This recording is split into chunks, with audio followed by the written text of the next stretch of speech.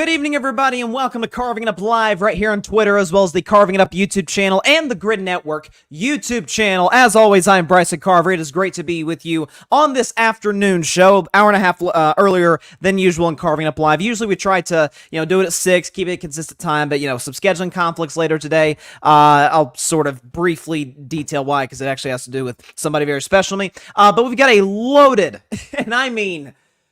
good Lord, we have a loaded show today, okay? This is why I always say on this show, October is by far, the best month of the sports calendar year. It's great. It's fall, the leaves are changing. It's great. We've got NFL all day. We've got the NBA. The Jrue Holiday trade happened yesterday. Kind of snuck in there because it's an NFL Sunday, but a big trade for Boston. I think they're now on equal footing with Milwaukee after this move. I'll get to that. Also, Major League Baseball. So again, kind of under the radar because baseball kind of it gets dwarfed by football because of obviously the NFL's popularity. But I will predict the wild card round of Major League Baseball, which is going to go on this week. We got 4 rounds, very, very interesting matchups coming up in those. I'll get to that. And at the end of today's show, I will predict the tonight's matchup between the Seattle Seahawks and the New York Giants. Going to get into some Cowboys, Patriots, some Bills, Dolphins, a lot of stuff to get into on Carving Up Live. But first, before I get into sports, happy birthday to my dad. I love you, Dad. Thank you so much for what you've done for me, for our family. You're the absolute best. And so just want to take a moment to celebrate you on Carving Up Live today. Again, actually going to go have some dinner with my dad tonight. That's why I'm doing the show a little bit earlier to, allow time for that. Family first, obviously. So happy birthday, Dad. You're the absolute best. And not in the similar sense, this next part I'm going to talk about, not in the similar sense that my dad is special to me, but because we know the love that we have for our parents and for our siblings and loved ones, knows no limits, of course. But my love for you, the audience, is off the charts because literally on Friday, I mentioned about how in between Wednesday and Friday show, again, Carving It Up, Monday, Wednesday, Friday, on YouTube and Twitter, I mentioned that on Thursday, we had gotten to 300 subscribers. And you guys know I'm trying to get to 1,000 subscribers by Super Bowl 58, which is February the 11th. That's our target goal, try to get to 1,000 by February 11th. But in a short 96 hours, we've gone, just 4 days basically, we've gone from 300 subscribers to over 400 subscribers. So hats off to you, the audience. It makes me feel great that y'all are responding well to the content we're putting out there. Obviously on Carving It Up Live, also on the Grid Network, but obviously check everybody else out on the Grid. But thank you so much. Again, we'll put up the graphic here because it's a celebratory occasion to a certain extent, right? We're trying to get to 1,000, so another milestone, 400 subscribers to Carving It Up Live. So thank you so much to all those who have tuned in and taken 2 seconds out of their day, hit that big red subscribe button. Cannot tell you how much we appreciate that. But I just wanted to mention those 2 things. Happy birthday, Dad, and thank you so much to those who have tuned in and watched Carving Up Live and gotten us to 400 subscribers. We're gonna get to 1,000 by February. I have no doubt about it, and it's great to see. It's great to see these milestones. So just want to get into that now. But first, let's get into some football. Let's get into Kansas City Chiefs, defending champion Kansas City Chiefs, and the New York Jets, who played an unexpectedly entertaining football game with the Chiefs coming out and prevailing 23-20 in MetLife Stadium in the Meadowlands. And what is mind-boggling, what is wild, and I'll get into sort of Zach Wilson, his night overall a little later, but Zach Wilson in basically every metric outplayed Patrick Mahomes. Threw for more yards, threw for more touchdowns, didn't throw for any picks, although he did fumble, but Mahomes threw 2 really bad picks, had a better QBR, had a better passer rate. I'm sorry, Mahomes had the slightly better QBR. I'm not quite sure how. Zach Wilson had the significantly better passer rating. Matter of fact, it was over 100. And he got some help from his running game, got over 100 yards from guys like Breece Hall, Dalvin Cook, and company. So props to Zach Wilson. Again, I'll get into Zach a little later in the show. But I think... and some of this has to do with the Bills-Dolphins game, which I'll talk about a little later today. I feel like there is a little bit of an overreaction to Kansas City's play, in particular Mahomes' play. I'm starting to wonder if Andy Reid and Patrick Mahomes are almost becoming the way that Brady and Belichick were during the Patriots dynasty, in that September / obviously yesterday, first day of October, the first 5, maybe even 6 weeks of the season, it's a feel-out process. You're seeing what you have, seeing what works. Again, there's a lot of guys returning from Kansas City, but in terms of the chemistry, in terms of trying to find what you got here, you may have the same guys, but it's a different team every year, different vibes around the organization and what have you. So Mahomes and Reed trying to suss that out, trying to figure that out is going to be key to their success, obviously. And again, lackluster offensive performance in week 1, not a good offensive performance at all in week 2, given the defense they were facing in Jacksonville. And then last week against Chicago, who might have the worst defensive football, they looked awesome. Last night, outside of Isaiah Pacheco, nobody, including Taylor Swift's boyfriend, played all that well, including Mahomes himself. Again, Patrick Mahomes, only 203 yards, 1 touchdown, 2 really bad picks, and a passer rating at 63. Again, he was bailed out in a large part due to his running game, and props to Andy Reid for sticking with that throughout the night. I think we're overreacting to Kansas City. They'll be fine. Their defense is still playing really well. I wouldn't overreact. Who the Chiefs have next week? The Kansas City Chiefs next week have the Minnesota Vikings. They're going to run roughshod on Minnesota in Minnesota. We know how that's going to go, okay? As for the New York Jets, so I do not believe, I firmly do not believe in moral victories.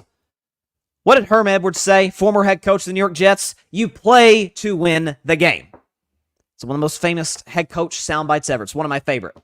And it's true. It doesn't matter if you win 3-0 or if you lose, like the Chiefs lost that game to the Rams years ago, 54-51. You'll take the 3-0 W. Okay, doesn't matter how you got to do it. You just get the dub. It's not like the AP poll where you got to look good. It's got to be a sexy win. No. You just win.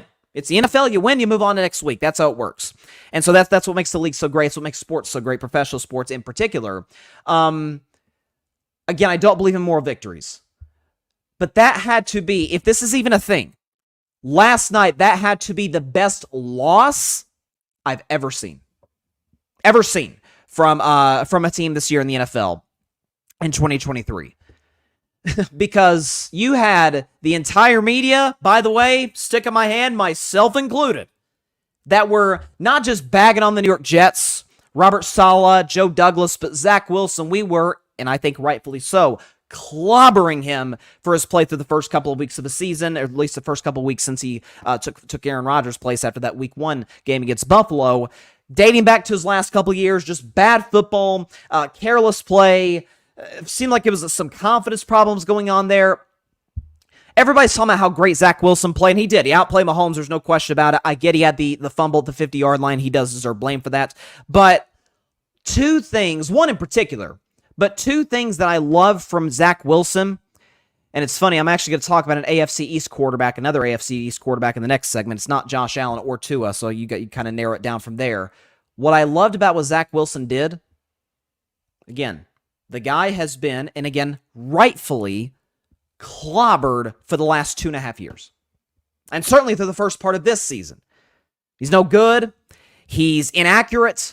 He's wild with the football. The Jets don't trust him. Again, I think all of these things, certainly through the first part of this year, are 100% true. Check the tape. What I loved about Zach Wilson, though, didn't let it get to his head. Matter of fact, he, in the New York market, tuned all of it out, put himself in position to be successful again against a very good Chiefs defense. This is the best Chiefs defense in the Mahomes-Andy Reid era. It is. There's no question about it. Check all the numbers. Check the film. They're absolutely the best defense that Mahomes and Reid have had in Kansas City.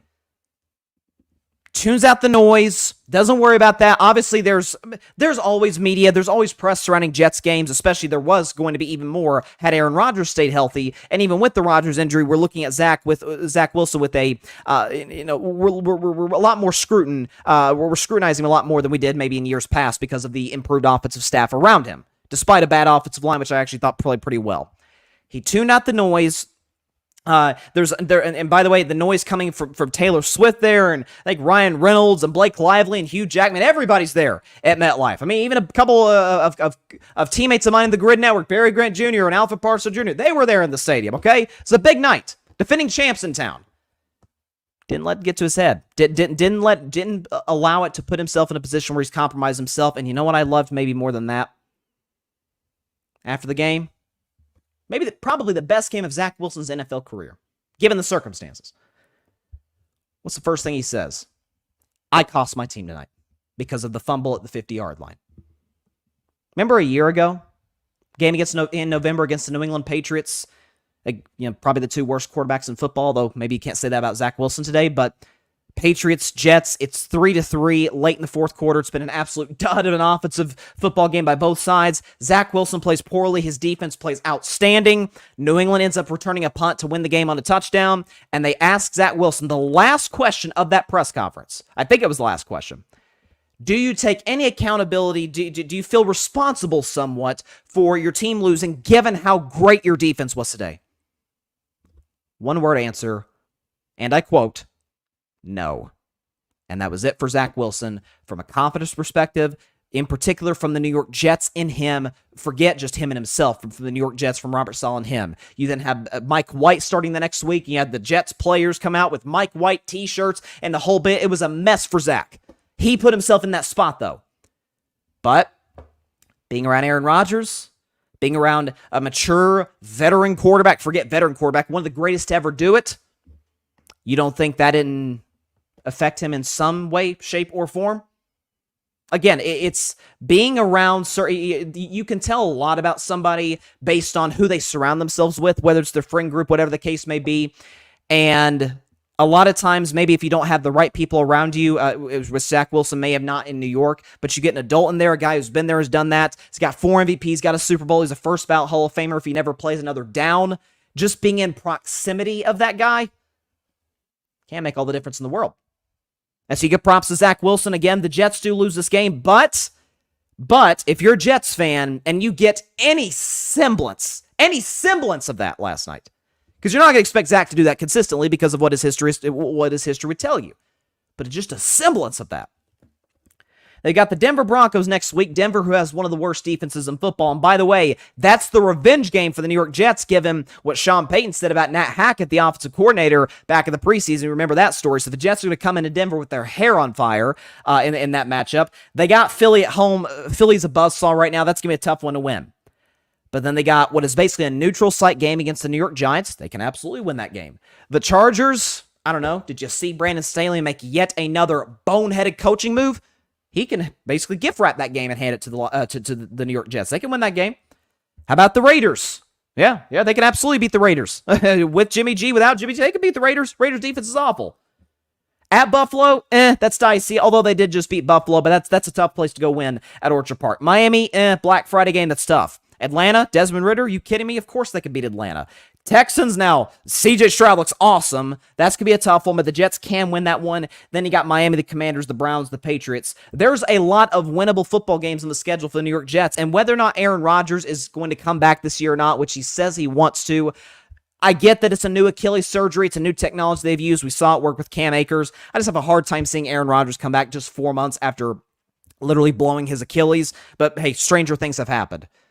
But I've said, and this is why I've clamored for the Jets to go get a quarterback, because Super Bowl hopes are done, they're gone, they're over with, forget about them, at least for this year.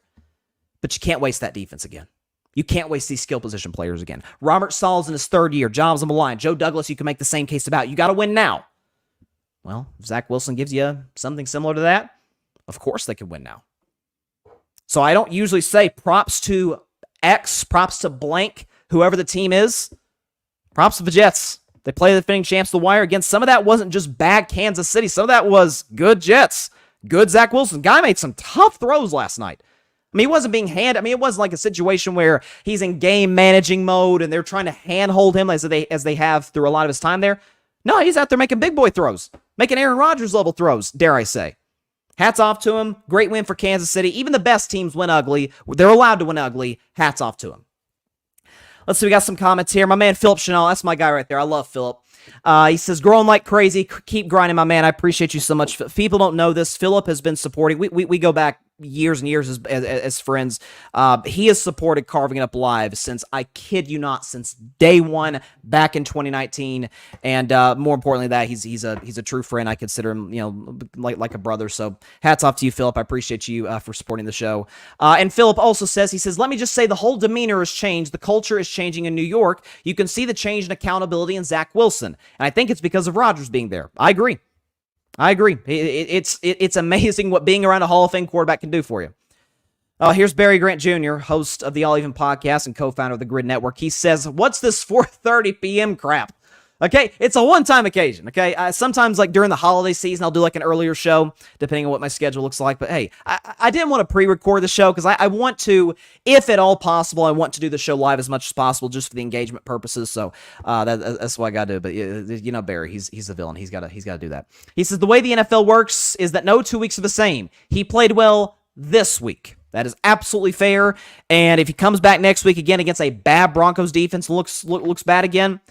But again, what I was most, it was not his play that I was most impressed with, Barry. It was the fact that all the noise, again, just about all of it justified, and tunes it out and plays outstanding. By his standards, outstanding. Not by the star quarterback of the NFL, but he's not a star. I said literally last week, I don't think he's an NFL quarterback. I've been saying that since last season. So hats off to him. He says, however, the Jets' offensive line is putrid. I want my apology. LOL. Hey, Barry, I've been saying the Jets' offensive line is putrid. I'm not apologizing. Are you kidding me?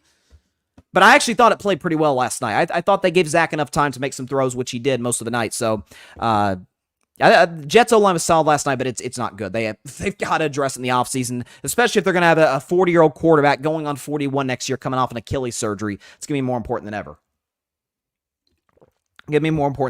Keep that pocket clean. Now I want to move on to another Now I want to move on to another AFC East team that happened to play an NFC East team, and that particular NFC East team I had actually participating and playing in the Super Bowl, that being the Dallas Cowboys. That's a prediction I still feel quite good about. This is one of the rare segments, just to sort of preview this.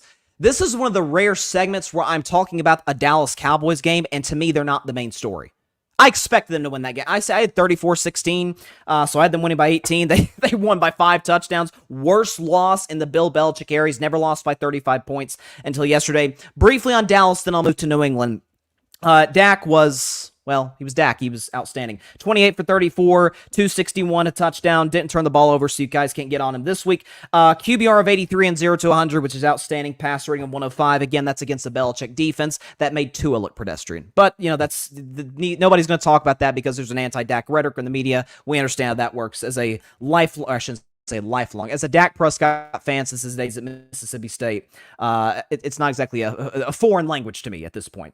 And of course, Dallas, their defense looked outstanding, had a couple of takeaways, and you see them in a situation where even without Trayvon Diggs, they're making plays on the football. Micah Parsons did get injured briefly, but they consistently got pressure.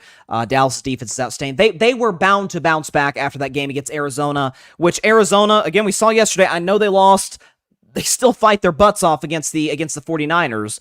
And listen, Dallas lost to them. Dallas didn't take them seriously, and they got what they deserved in that sense. That they were never going to lose back-to-back games to the Cardinals, the Patriots. So, put that to rest. Dallas got the game of the week next week. Dallas, San Francisco, Sunday Night Football. That's going to be the game that everybody's talking about this week, and rightfully so. It's going to be a good one. I think those are the two best teams today in the NFC. As for the New England Patriots, and this is what I really wanted to get into. So, we all like to, I'm going to do this tonight. We all like to go to restaurants. We all like to, maybe if we don't feel like cooking that day, or maybe if it's a special occasion, or whatever the case may be, we like to go out to especially a good restaurant. And it doesn't necessarily have to be, maybe you're just kind of out in town. There's long waits for all these places, and you're like, okay, there's that place we can always rely on. Whatever the case, I don't know, maybe it's Applebee's or something like that, or Outback Steakhouse. They're pretty consistently good. Okay, they're not exactly going to be Wolfgang Puck, one of Wolfgang Puck's restaurants, or it's not like Gordon Ramsay's running the joint, but you get the point. It's a good, solid place. It tends to be good pretty consistently. It's not like a 5-star, but it's good. It's reliable. You can consistently rely on it to serve you well, to give you good food. We know how those type of restaurants go. One could have 2.5 years ago. One could have made that case, the restaurant case, so to speak, about Mac Jones. He played well at Alabama, looked excellent, had a great season. Alabama won the national championship. Mac was great, the whole bit. Had the Heisman Trophy winner, Devontae Smith. We understand how that goes. And then Mac was, and I said this, check the tape back in the time, insanely tabbed as a first-round pick, and even more mind-boggling, was projected, hey, could he go 3rd overall? I don't know about that. But the point is, even a Mac Jones skeptic like myself, Could always, and I did even during the draft process, I said, you know what? Arm, not good. Mobility, awful. There's some maturity issues there. But I was always honest about his strengths coming out of Alabama. Listen, he's deadly accurate. I mean, he completed darn near 80% of his passes at Bama. Again, a lot of that is the guys he's throwing to, but props to him. He threw the ball on time and on target. We should give him credit for that. And also, man, the guy's like a coach out there. He's really smart. He makes good decisions. Even I could recognize that. I have Mac Jones in that draft pegged as like a late second, early third round pick. I think that's coming to I probably overrated him in a sense, but he certainly was not a first round talent. Said that back in 2021. Yeah, now we can't even say that those are strengths of his. I don't know what more it's going to take for and it's a small group of people out there, but for the Mac Jones defenders to keep defending the indefensible, or an apologist, so to speak, because if you're a Mac Jones apologist, you have to apologize a lot. We knew his arm was awful. We saw that yesterday, and we've seen it all season long. Mobility, not there, never has been, never will be. But he's not accurate. He missed some wide open guys yesterday. There was a couple breaks in the Dallas secondary, missed wide open guys, missed freaking checkdowns for crying out loud to Ramondre Stevenson. And his decision-making was putrid. Had 3 turnovers, 2 of them resulting in Dallas touchdowns.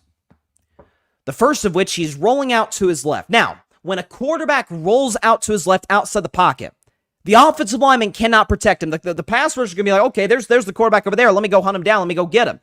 Completely unaware of the pass rush, gets strip sacked. Leighton Vander Esch takes it in for a touchdown. And then a couple more plays after that, literally, check the tape, literally looks at his wide receiver, stares him down like it's high school, and Deron Bland picks off 2 passes. And hats off to Deron Bland, who played excellent, may against Mac Jones, so it's kind of hard to base it off of that. But Deron Bland might be better in that number 2 corner spot than I initially thought following the Diggs injury. Props to him. But be that as it may, literally Mac Jones looking the guy down, and here comes Deron Bland to make the play. Not to mention the fact that... Listen, on last week's show, I said, you know what, guys, I can't fight anymore. I was wrong on Tua. But as I also said, you know what? This is a guy, honest to God, I'm kind of glad I was wrong because I really genuinely like him as a guy. Seemed like a really good leader. Teammates love him. Comes from a great family. Has a very deep faith, and he's a husband. God bless him. Like I've always liked to. I've never ever criticized his character. Mac Jones is a little bit of a different story because Mac Jones has pulled off, as I mentioned last week and even last season, has somehow pulled off the impossible, the feat of being a dirty quarterback. We remember rookie year, twist Brian Burns' ankle. Last year, he had 2 dirty plays last year, so, watch out defensive players of the future. Watch out Demario Davis and Cam Jordan next week with the Saints. Watch out because you get your leg twisted up. But last year, slides, literally sticks his leg up. You don't stick your leg up on the slide. Last I checked, at least. More predict the baseball playoffs later in the show. Sticks his leg up, kicks the Chicago Bears safety in the private parts. Later in that season against the Cincinnati Bengals, gets strip sacked. Again, the play ended up getting called back, but gets strip sacked. Guy picks up the ball, linebacker for the Bengals picks up the ball, runs down the sidelines, and Mac Jones, we know how slow he is, he's not going to catch him. Eli Apple comes from the other side of the field, and Mac Jones throws his body into his legs, intentionally trying to hurt Eli Apple. And then last week, how he wasn't fined is beyond me. Little scuffle, Sauce Gardner. So what's his response? Little slap to or punch to the private parts once again. So he's a history of this. Again, the NBA suspended Draymond Green last year in the playoffs because he had a quote-unquote history. I don't know what more the NFL has to see with Mac Jones in that regard. Not only that, but as I was listening to a podcast this morning, and a former NFL scout, his name is John Middlecoff, has a really good podcast out there, and John Middlecoff has connections within the Patriots organization, and you know the word that he got from people in that Patriots organization that he got back to him describing Mac Jones' personality? And this is, I don't know if I've ever used this word on my show. You know how they described him? He's a brat. It's whiny. We've seen that last year. Whines to the coaches, whines his teammates, is cussing his teammates out, despite the fact that he's not playing well. Can't back up, the dog cussing of his wide receivers and his offensive line, and he gets pulled from the game yesterday. For the record, I have been, and it's not like this guy looked good yesterday. Bailey Zappi, who came in relief of Mac Jones, not like he looked great. And I've always said Bailey Zappi's not the answer. If people think, oh, I'm this Bailey Zappi fan. No, I just think he's better than Mac Jones. That doesn't mean I think it's the answer, because I don't think either guy's the answer. I think there needs to be some serious systematic changes in New England, probably starting with the head coach, if we're all being honest. But Mac Jones, unlike a year ago, oh, he has a defensive coordinator calling plays, which was a valid gripe that Mac or his apologists would have with the Patriots and with Bill Belichick in particular. Fine. He's got Bill O'Brien. Tom Brady was great with Bill O'Brien. Deshaun Watson was great with Bill O'Brien. Bill O'Brien got some bad quarterbacks to the playoffs back in Houston. Bryce Young was great with Bill O'Brien. Mac Jones had a good season at Alabama with Bill O'Brien. It's funny. Again, I think Bill O'Brien's exactly Bill Walsh, but he's not Matt Patricia. Let's put it that way. He knows how to coach offense. Okay, we've got that. And, they got Juju Smith-Schuster. Juju was the number one receiver on the Kansas City Chiefs last year. He won the Super Bowl. He's pretty good, right? He's got Juju, and Ezekiel Elliott was Dallas's number one back last year. A Cowboys team that went 12-5. He's pretty good. Ramondre Stevenson was last year the Patriots' best offense weapon. Yeah, they've got him too. I'm not going to make the Patriots out to be like they're the Miami Dolphins offensively and certainly in the wide receiving unit, but they're not scrubs, they're not bums, and it comes down to the quarterback. It'd be one thing if Mac Jones was struggling. Again, it's kind of his brand. But he was a good leader, came to practice every day, ready to go, took accountability. No, that's not Mac Jones. It's not how he's wired. Matter of fact, I've read numerous reports saying that's how he was at Alabama. He whined to Nick Saban. He whined about his wide receivers. First evaluation of an NFL quarterback, especially one who's limited, which Mac clearly is. I want a guy who's one of the guys, not just one of the guys, but has like a commanding presence about him.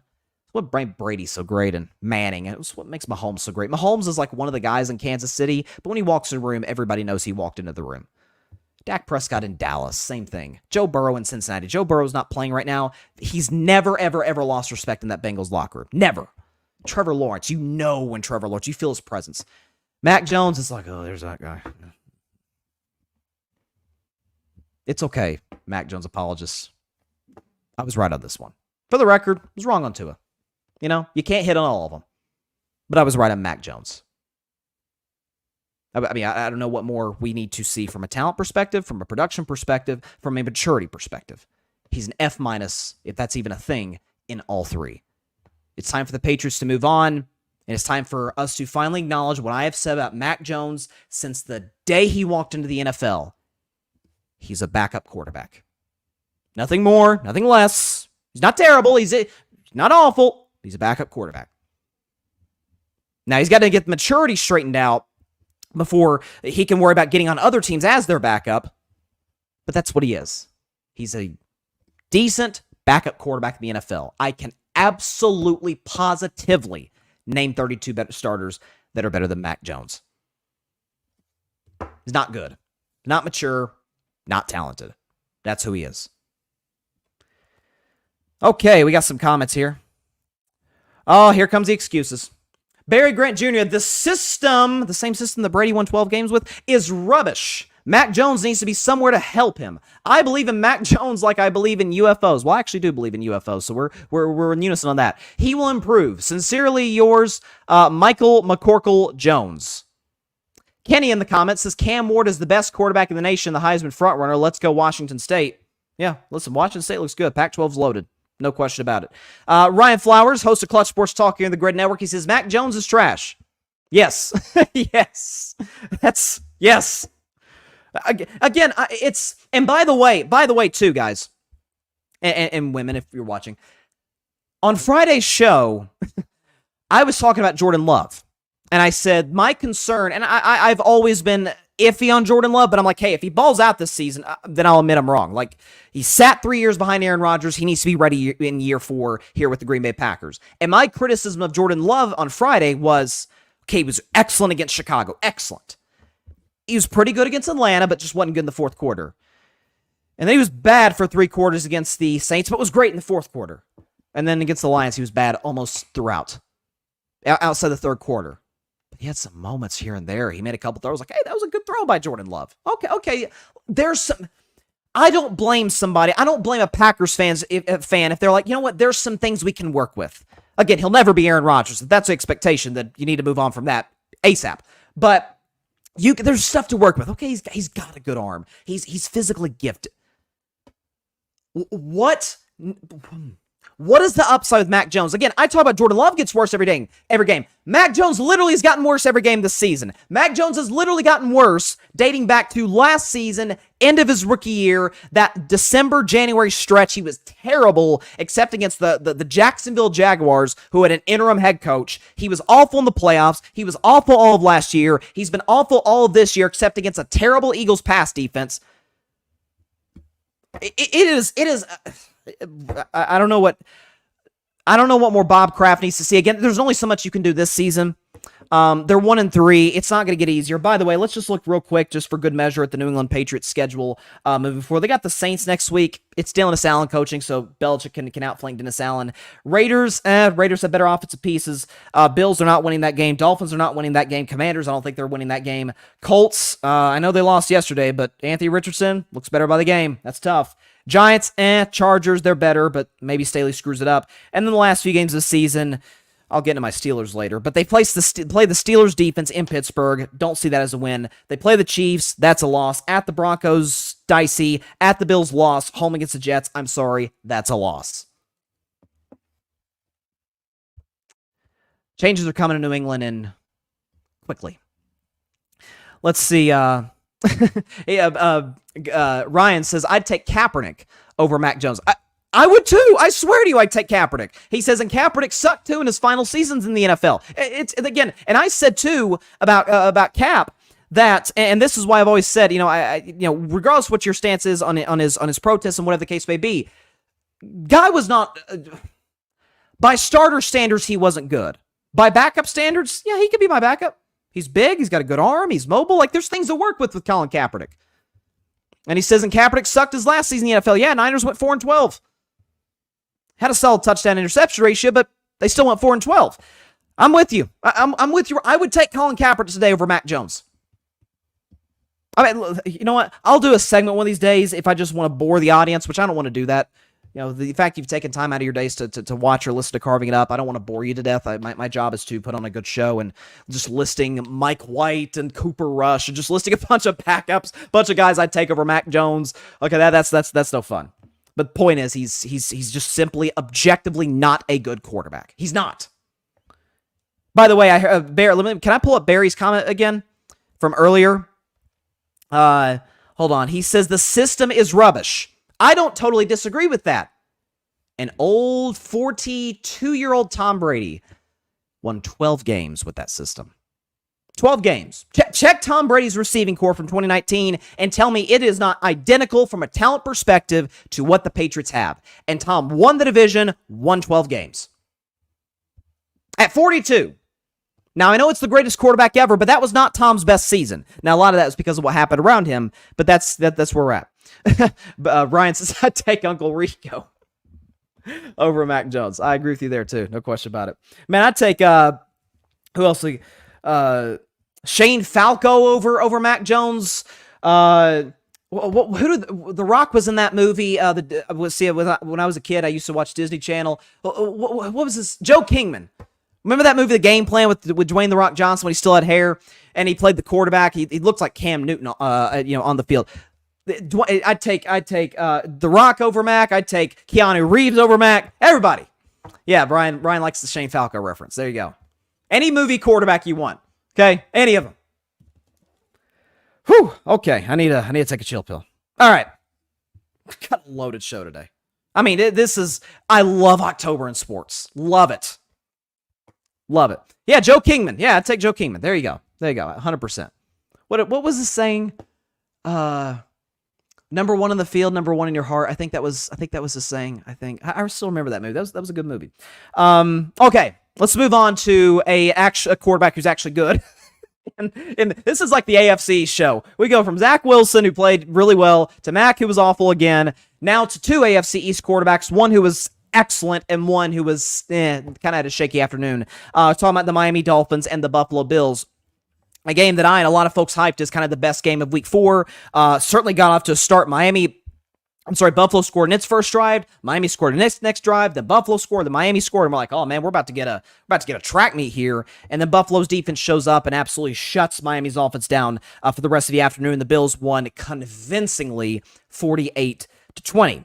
Josh Allen was absolutely spectacular. 21-25 for 324 touchdown passes, QBR of 89, and a perfect passer rating. Perfect passer. Now, again, I don't know how Tua didn't get a perfect passer rating last week. I don't know how he didn't get a perfect passer rating, but Josh Allen, him getting a perfect passer rating, have no qualms about that whatsoever. He was awesome. No question about it. Tua was a little shaky. Again, had a touchdown, a pick, passer rating at 92. Again, so Tua wasn't terrible, but Miami's offense was completely shut down in the second half of that football game. Only 6 points, and then that was pretty much all she wrote for this matchup. So, folks know, or at least folks that watch my NFL preview show with my man Ryan Flowers, Clutch Sports Talk, check his stuff out on Sunday mornings. I did a prediction show, and neither of us were high on Buffalo. I actually picked Buffalo. That was kind of my bold prediction of the season to miss the playoffs at 9-8 in the AFC East. And I don't know if I'm quite as confident about that pick right now, given the fact that they're 3-1 and they're playing excellent football following that loss to the New York Jets on Monday Night Football in Week 1. They're playing excellent ball. Josh Allen has been basically by every metric since Week 2, albeit it's a small sample size, but he's first in passer rating, first in completion percentage, first in touchdowns. Overall, Josh Allen's been outstanding. And he's looked every bit like a top 5 quarterback in this stretch. However, am I quite ready, to buy into the Bills as legit contenders in the AFC? No, I'm not. We've seen this movie before. They started 4-1 back in 2021, kind of floundered at one point in the season, got into the playoffs, beat the dog, you know what, out of New England and Mac Jones, and then lost that heartbreaker against Kansas City, lost the divisional round. Last year, even better. And Josh Allen was awesome at the start of last year as well. They start 6-1. They got wins over the defending champion Rams when we thought they were still good. They beat the Titans. They beat Kansas City. I mean, there was in Kansas City, by the way, some signature wins on that schedule, on that opening, that first part of the schedule. They're 6-1, and then they kind of flounder offensively in the second half of the season. Josh Allen turns the ball over. They barely escape Miami with freaking Skylar Thompson at quarterback, and then they get walloped by the Cincinnati Bengals in the divisional round, and their season ends in pretty disappointing fashion, to say the very least. It is totally fair of me to say I got to see them do it. Because the Buffalo Bills, one could argue that outside of the Dallas Cowboys, and we understand there's always hype for the Cowboys because they're the Cowboys. Outside of the Dallas Cowboys, I don't know if there's been any team in football that's been as hyped up as the Bills have the last 2 to 3 years. It isn't, for lack of good reason. Stephon Diggs is awesome. The Bills' defense is incredible. Josh Allen is an incredible talent who has an unbelievably high ceiling when he's at his best. Now, when he's at his worst, it can be a little ugly, but when he's at his best, he can go toe-to-toe with even the best, including Patrick Mahomes, as we've seen in the past. But we've seen this twice. I don't think it's unfair of me to say, let's see them do it. It's kind of like with the Denver Nuggets. I remember talking about this when the Nuggets beat the Lakers, swept the Lakers, and got to the finals. And Michael Malone and I don't necessarily even blame Mike Malone for doing this, but Mike Malone went to the media and was talking about, hey, you guys were talking about the Lakers this whole time, and nobody believed in us, da-da-da-da-da. I said, okay, that's fair, and you're more than justified to take your victory lap. You did sweep the Lakers, and you got to the NBA Finals. You should take your victory lap. You won, we lost, as somebody picked the Lakers to win that series. But I remember saying on that next show, I said, time out, coach. We've seen the Lakers do this in the last 3 years. We've seen Phoenix get to a finals in the last few years. Denver's had good regular seasons and then kind of floundered in the playoffs to a certain extent, just lost to better teams. They break through. Hats off to them. And by the way, next year in the playoffs, when the Nuggets are the 1 or the 2 seed, there's going to be a lot of people picking Denver, even in the preseason, to go back-to-back to win the championship, for Jokic to have another great year, another maybe MVP run, and Jamal Murray, and it's probably going to be an all-star this season. Denver's going to be really, really successful.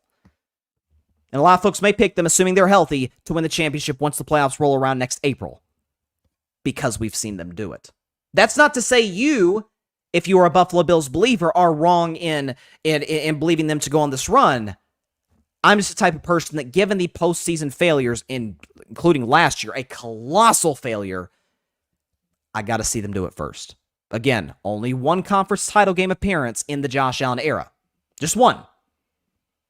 So, big time win yesterday, and they deserve all the props in the world. They are absolutely, spoiler alert, Bryson's best 10 on Wednesday's show, which I do every Wednesday.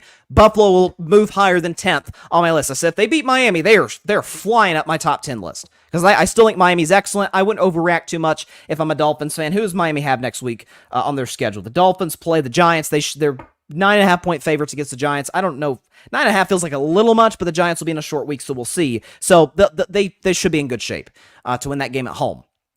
So still think Miami's excellent. Need to clearly work out some kinks on the defensive side. But if you're the Buffalo Bills, you should feel great about your team. You should feel confident about your defense. By the way, a defense that's probably going to get Von Miller back this week. Josh Allen has been, in the last 3 weeks, the best quarterback in football. But once we roll to December and certainly January, I need to see him do it. That's not to say you, if you believe in the Buffalo Bills, are wrong in believing them. But for me, given some bad playoff performances, awful playoff performances against Kansas City back in 2020, against Cincinnati last year, heck, against Miami last year in the game that they won. And I got to see what they do the rest of the regular season, too, if we're being completely fair and honest. So, hats off to the Bills. They deserve all the credit in the world. I still don't think they're better than Kansas City. Now, it's hard to say they're not better than Miami. They beat them by 4 touchdowns, so probably put that to the side for the moment. I think Baltimore's better than them, as much as that sickens me as a Steelers fan to say. But they're clearly, I think they've got a very good shot to make the playoffs. They're 3-1. It's take some kind of collapse to miss the playoffs. By the way, they got Jacksonville. That's going to be so good. Jacksonville, Buffalo next week in London. Buffalo's a 5.5-point favorite for the record next week in the AM here in the United States of America. That'll be a fun one. Josh Allen versus Trevor Lawrence. That's a heck of a quarterback matchup if I do say so myself. Von Miller may be back in that game too, so great for the win for the Bills.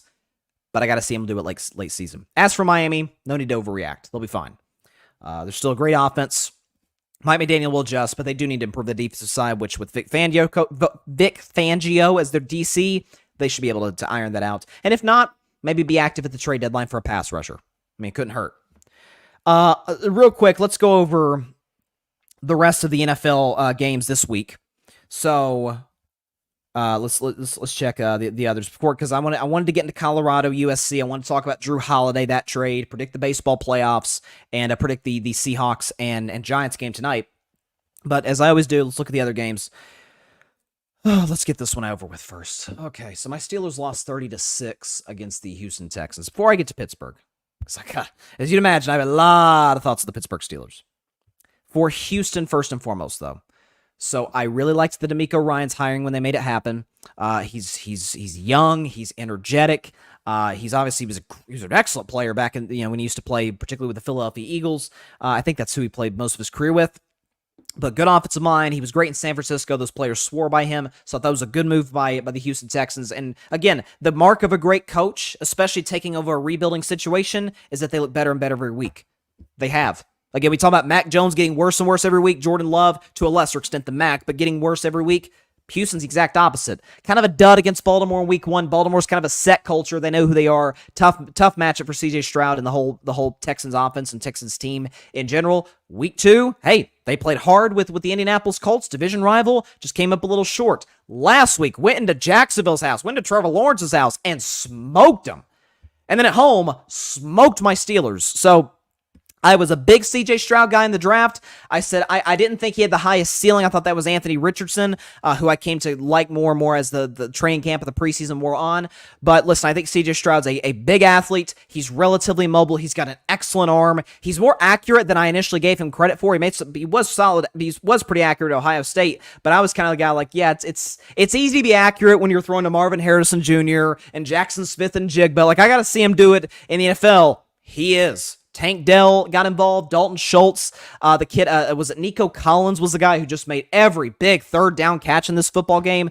CJ Stroud's the real dude, was excellent. For those who want to know his numbers, 16 for 30, so a little over 50% completion, but 306 yards passing, 2 touchdowns, no turnovers, QBR of 76, and a passer rating of 111. So he was outstanding. Deserves all the credit in the world. Got some help from his running game. So props to the Houston Texans. I'm not exactly going to say they're they're a playoff team, or they're going to win the AFC South. I'm still rolling with the Jags to do that. More on the Jags a little later, actually, right after this game. But props to Houston Texans. They made the right Carolina, and I liked Bryce, but the size concerned me. It was the size for small quarterbacks historically, even in today's league when it's a quarterbacks league. Small quarterbacks historically aren't successful. It's just harder when you're that size, especially when you're Bryce's size. I mean, Bryce Young literally looks about my size. I'm not a big guy, in case you can't tell on camera. I try to mask that as much as possible. But the point is, props to Houston Texans. Will Anderson looked great yesterday, too. Their third pick. They're in good shape. As for my Pittsburgh Steelers, I won't be too long-winded. I promise. Just give me 2 minutes, 3 minutes or so. I said earlier about Mac Jones, I don't know what more the Patriots, and in particular Mac Jones defenders, need to see to move on from Mac. And the same question and the same statement certainly applies to this situation. How do I put this as mildly as possible? What more does Mike Tomlin need to see to move on from Matt Canada? What is it? Pittsburgh's offense against a Houston Texans defense has been up and down, kind of struggled a little bit. Was abysmal. Coming off a solid offensive performance last week against Vegas. Kenny Pickett, who, God bless him, got hurt in the game, was inefficient, was inaccurate, barely threw for 100 yards, threw a bad interception, QBR of 18, passer rating in the 50s, just a bad performance, and now you got poor Mitchell Trubisky coming in there, and I like Mitch as a backup, but Mitch is not starting quarterback in the NFL consistently, low-end starter, high-end backup, as I call them. You have a situation where you get in the red zone multiple times in this football game, particularly in the second half against Houston. You struggle to move in the first half, get something going in the second half. Here's my question. I get George Pickens had the drops. I do. How does George Pickens have 3 catches for 25 yards? Why are you getting the ball to him out in space, taking shots down the field? Kenny Pickett, again, I think Kenny is... I like him. I said last offseason, even during the draft process when I wasn't even a Steelers fan, I'm like, I like him. He's mobile. Accuracy is a little bit of a concern, but that can improve. You can get better at that. We saw Josh Allen do that. We saw Lamar Jackson do that. Much bigger talents than Kenny is, but that's something you can improve on. But I was like, okay, he's going into a stable organization, Pittsburgh. They've got a good success rate with quarterbacks historically. I know a lot of my fellow Steelers fans are crushing Kenny today. And again, it looks like a report came in from Diane Rossini just a few minutes ago that there's no structural damage to his knee, which is great news. So he should be back, maybe in a few weeks. We'll see. I refuse to make a final judgment on Kenny Pickett until he gets an actual NFL OC. I'm not going to do it until I see him with a guy who actually knows how to call plays in the National Football League. Matt Canada was at LSU as a coordinator. He was bad in college. You're telling me he's going to get promoted to the NFL? We historically, how many college coaches, great college coaches, Nick Saban, Steve Spurrier, and Lane, I don't think Lane Kiffin's in that group, but Lane Kiffin's a really good college coach. We've seen plenty of guys coming to the NFL. Most guys don't end up like Jimmy Johnson or John Harbaugh. Most great college coaches come into the NFL, and it's a culture shock. It's a totally different game, totally different players. Management's different. It's just different. It might as well be a different sport. It's hard to adjust to. I've never, that's why the Cliff Kingsbury hiring by the Cardinals years ago made no sense to me, and we saw that panned out. I've never seen a coach get hired out of college, an unsuccessful coach, and be great in the NFL. Anybody in the comments who knows of any examples, feel free to chime in. Let me know who they are. Matt Canada wasn't a good college offensive coordinator. What the heck makes me think he's going to be good in Pittsburgh? With a limited offensive line and a quarterback who does absolutely have limitations, though I like him. Although I like some of his upside from a mobility standpoint. I don't think Kenny Pickett is special. I don't think the Steelers are exactly going to win a Super Bowl with Kenny Pickett. And if that's the standard of Pittsburgh, which it is, they have 6 Lombardi trophies to show for it, then you may want to consider moving on. But not until we see him with a true, legitimate guy who knows how to call plays with the weapons they have in Pittsburgh, because you can't tell me that offense is devoid of talent. You can't tell me George Pickens and Najee Harris and Jalen Warren and Calvin Austin are just bums. And Mike Tomlin has, and that's my guy. It's part of the reason I became a Steelers fan. Love Mike Tomlin. But Mike Tomlin's out here talking after the game. Hell yeah, change is going to be made. Well, then make them. The change is right there. It is so. Listen, I'm a new Steelers fan. Okay, I'm a new Steelers fan. Became a fan in July. It's my lifelong team from this point on.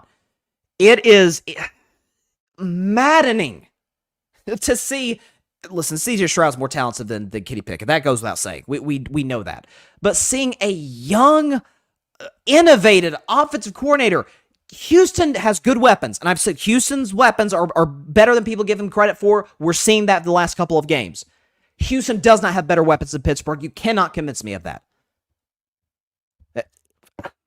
I probably went over 3 minutes there. I wasn't even checking. I have a clock here. Show me how long my stream.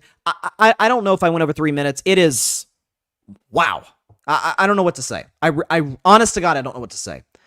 My goodness. Maybe Parnell has answers. Host of the Commanders Demand podcast, had a great show earlier today. Parnell says C.J. Stroud is that dude. That he is. He looks great. He's the front runner today in Vegas, and rightfully so, to be the offensive rookie of the year. He looks excellent. And Parnell says Stroud is changing the narrative of Ohio State quarterbacks. Previously, Ohio State quarterbacks haven't panned out well. C.J. proving doubters wrong. Offensive rookie of the year. Absolutely. He looks like just that thus far. There's no question about it. Okay, you're going too far here, Parnell. You're going too far. At some point, we got to talk about who's the better QB, Stroud or Lawrence. It's Lawrence. And did I forget to mention, it's Trevor Lawrence, okay? Trevor took over a situation in Jacksonville that was infinitely worse than the situation was in Houston. Once he got a good coach and okay weapons last year. Because Calvin really wasn't even a Jag last year. Or he was, but he was suspended.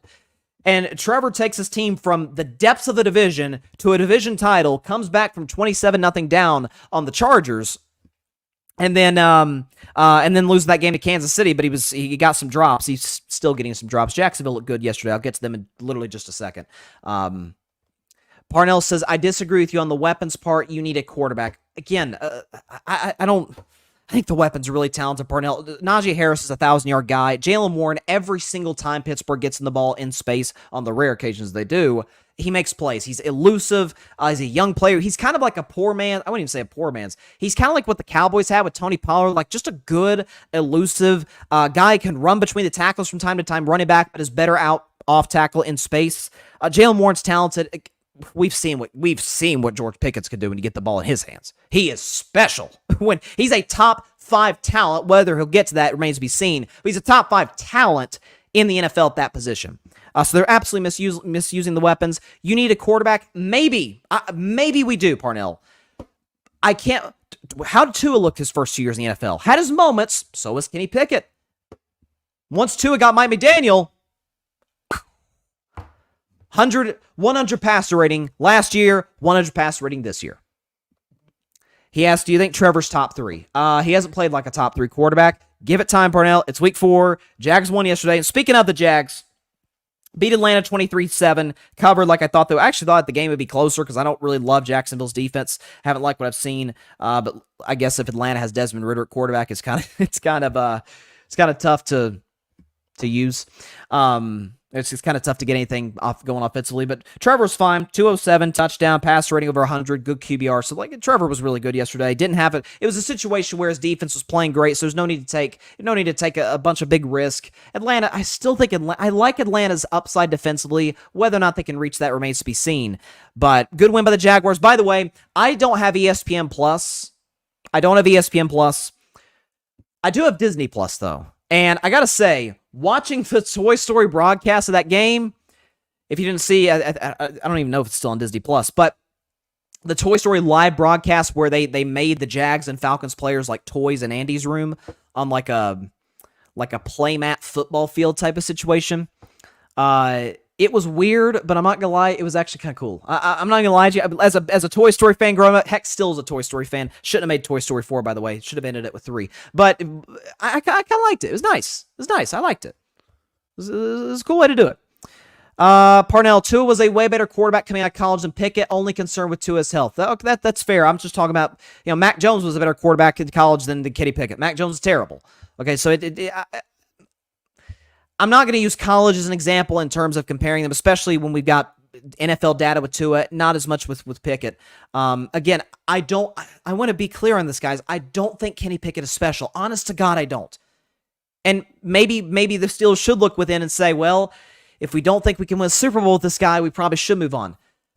At least give him a shot. At least give him a shot with a real OC. At least, yeah. Whew.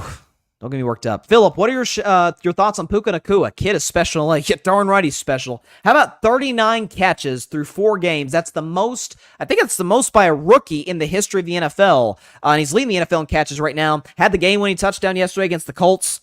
That was a game I actually picked Indianapolis to win. And I was feeling good about myself when they came back from 23 down. Anthony Richardson was great in the fourth quarter, but props to Matthew Stafford, props to Puka Nacua. Gonna be interesting for the Rams. So they're 2-2 now. Gonna be interesting. Cooper Kupp, I think, according to Sean McVay, is gonna be ready to go pretty soon. So once you get my twin out there, Cooper Kupp with Puka Nacua, hey, I don't love the Rams' offensive line or running game. Not running. I'm sorry. Or their especially up front in between the tackles. I have some questions there. The running game is actually awesome yesterday. 164 yards and 36 carries for almost 5 yards a clip. But Stafford was really good against the rush for the Colts. Nacua is outstanding. Philip, I love him. He came out of nowhere, but he's a real deal. There's always one rookie every year that comes like, who's this kid? Oh, he's like a 4th, 5th round pick out of a school. Like I think he played at BYU, if I'm not mistaken. But we'll have this kid come out of, I don't know, Western Kentucky. Like we've heard of the college or like maybe a Notre Dame or something. We're like, dang, this kid's pretty good. He's solid. Parnell, thoughts on Jimmy Butler's hairdo? I expect nothing less from Jimmy. He came out with the dreads last year. Now he comes up with like, I don't know what that is. I don't know if he's trying to do like the old school, like the goth look almost. Maybe not that strong, but Jimmy's just fooling with us. Jimmy's going to come back with his regular hairdo, probably by the time the season starts or 2 weeks in. And then that picture is going to be he has some piercings in there too. That's going to be his player picture for the rest of the season. Jimmy's a fun guy. Jimmy loves Miami. Miami loves Jimmy. It's a great relationship. Patrick Brown, also the Grid Network, host of the Chaotic Sports Podcast. He says, did I miss the memo of an early show? I'll have to go back and watch the beginning. Yeah, like I said, it got some, celebrating my dad's birthday tonight. Going to go out and to a nice restaurant, grab some, get some dinner, spend some time with him. But I want to do an early show. I want to do a live show. And so, if I have to pre-record, I'll pre-record, but in the situation where I can do it live, then I've got to do that. What other games we have? We have Broncos-Bears. Big-time comeback by the Broncos, down 21. Russell looked really good. A passer rating of 133 through 3 touchdowns. Listen, Matt Eberflus, that call to go for it on 4th and 1 when you have an opportunity to kick the field goal for the lead. No idea what he's thinking. But, hey, Denver got their first win in the Sean Payton era.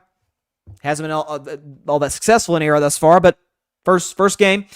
And props to the Broncos. I picked them to win the game. It was my Bryce's bleak bet game, so I'll take it. I had a solid week of picks. Not great, but solid. Parnell, baller of the week, Khalil Mack, 6 sacks in 1 game. Darn right. My Lord. And he had 5 sacks. I remember that game. He had 5 sacks against the Broncos years ago. He was outstanding in that one. Definitely a great pass rusher. Phillips says, Jimmy is the class clown that everybody loves. Yes, he is. Everybody, you can't help but love Jimmy. And I love, what I love too, folks, is that Jimmy's image just 4 years ago was like, oh man, he's tough. He's kind of a locker room guy. Like, Jimmy's a little bit of a headache. And well, now he goes to a culture that embraces him and actually knows a thing or two about winning. Unlike, Minnesota and Philadelphia. Now he goes to winning culture in Miami. Now you see that, the team needs that. Need a guy to kind of get into your butt from time to time. Ravens beat the Browns 28-3. Browns didn't have Deshaun Watson with the shoulder injury. Dorian Thompson-Robinson, who had a really good preseason, had a rough afternoon with 3 picks. Lamar was really good, couple touchdown passes, passer rating in the 140s. Ravens running game was great. Again, doing it against a great Browns defense with no Odell Beckham Jr. I said last week, I know the Ravens lost. I know they lost. But I still had them as a top 5 team in the league because they had Ronnie Stanley coming back. They had Marcus Williams coming back. Wins just with the doctor order. So Ravens right now the top of the AFC North. My upset of the week was incorrect. I had the Panthers of the Vikings. I felt great when Kirk Cousins threw that 99-yard pick six, but Bryce Young struggled against, again, a bad against a bad Minnesota defense. His offensive line really struggled. That's going to be something Carolina's got to address this offseason. But hey, Minnesota gets their first win. I still think they're in a mini tank. I just don't think they know it quite yet. The Vikings next week have Kansas City. That one potentially could get ugly. Bucks beat the Saints. Hey, never been a Baker guy. Props to Baker. Looks pretty good. Completion percentage good. 3 touchdowns against a really good Saints defense. Look good. Tampa's 3-1. Now, Derek Carr, people are going to get on Derek Carr today. I'm not going to get on too bad. Listen, he played hurt. I don't think he should have played, to be completely honest with you. I predicted this game assuming Jameis Winston was going to play last week. I did take the Saints. Obviously, I was wrong on that. But I don't know if I love it. Again, hindsight's 2020. If Carr had played amazing, you like, hey, good decision by the Saints. Good decision by Carr. But I probably would have rested if that were Derek Carr. The Saints have the Patriots next week. And who does Tampa Bay have? Tampa Bay, again, 3-1. I had them winning 3 games all season. They're definitely going to surpass that. They got a tough one next week, y'all. They got the Detroit Lions. I'm not going to play the kneecap soundbite. That's only reserved for Detroit Lions wins. But rest assured, there will be a lot of those. Eagles beat the Commanders in one of the most entertaining games of the day. So, you can turn the show off now, Parnell. I don't want to. I know that was a rough one for you as a Washington fan, but yeah, literally. Yes, Parnell. I blame Bryson for jinxing the Commanders. I just picked them to cover, Parnell. Okay? I picked them to cover. I didn't pick them to win outright. I actually thought about that being my upset of the week. Here's my reaction. So, Philadelphia was really good. This is probably Philadelphia's best offensive performance of the season. Jalen Hurts was good. A.J. Brown was a monster yesterday. And Philadelphia's pass defense is still the weakness of that team. I don't know if that's going to be something they're able to address maybe at the trade deadline or otherwise, but Sam Howell was awesome yesterday. Led that touchdown drive through the tying touchdown pass. Who was it to? Was it Dotson? Yeah, through the game tying touchdown pass to Dotson. I hate, again, hindsight's 2020. I get it. I hate Ron Rivera kicking the extra point there. Hate it. Because you run the risk now, and I get Washington got the ball to start overtime and didn't do anything with it. But you run the risk that you kick the ball back to Philadelphia and they go right back down the field. And, as it turned out, when Philadelphia did end up getting the ball, albeit on the second possession of the overtime period, they got the game-winning field goal by Jake Elliott to win it and get to 4-0. But listen, Washington has pieces. They do. Sam Howell's better than I thought. I like Sam Howell as like a kind of, again, sort of the Mitch Trubisky, like a low-end starter, high-end backup. He still might be that. Again, it's only 4 games, but thus far, Eric Bieniemy calling plays, the weapons Washington has. O-line's been solid. He looked good. But I reject what you're saying, Parnell. Jinx the Commanders. I just picked out a cover. Come on, man. Patrick, Carolina's regretting not taking C.J. Stroud or Anthony Richardson. Houston's 500 and only getting better. Those red helmets are nice. I agree. They're all right. Titans dominated the Bengals. Do I look crazy now last week after saying I still don't believe in Cincinnati to be a contender?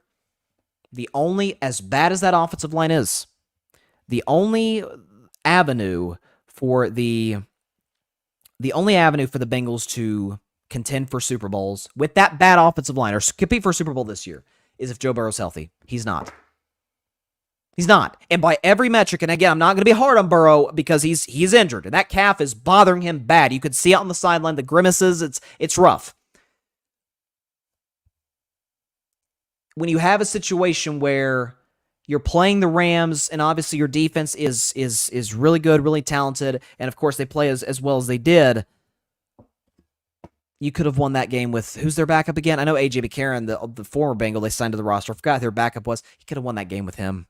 Again, that's not 2 straight weeks Joe doesn't have a touchdown pass, and by every metric imaginable, I talk about the last 3 weeks, Josh Allen's been the best quarterback. Last 3 weeks, Joe Burrow's been the worst quarterback. Now, I still think he's outstanding. I'm not going to sit up here and say Joe Burrow's trash. No, he's not. He's great when healthy. They rushed him back. Why they're continuing to play him is beyond me. Again, love Joe. They'd have had a better chance with the backup to beat Tennessee yesterday. They would have. Up 3 points. Give Burrow a breather. Again, these were the games you had to win to put yourself in position to make the playoffs. Again, I repeat, Cincinnati's upcoming schedule.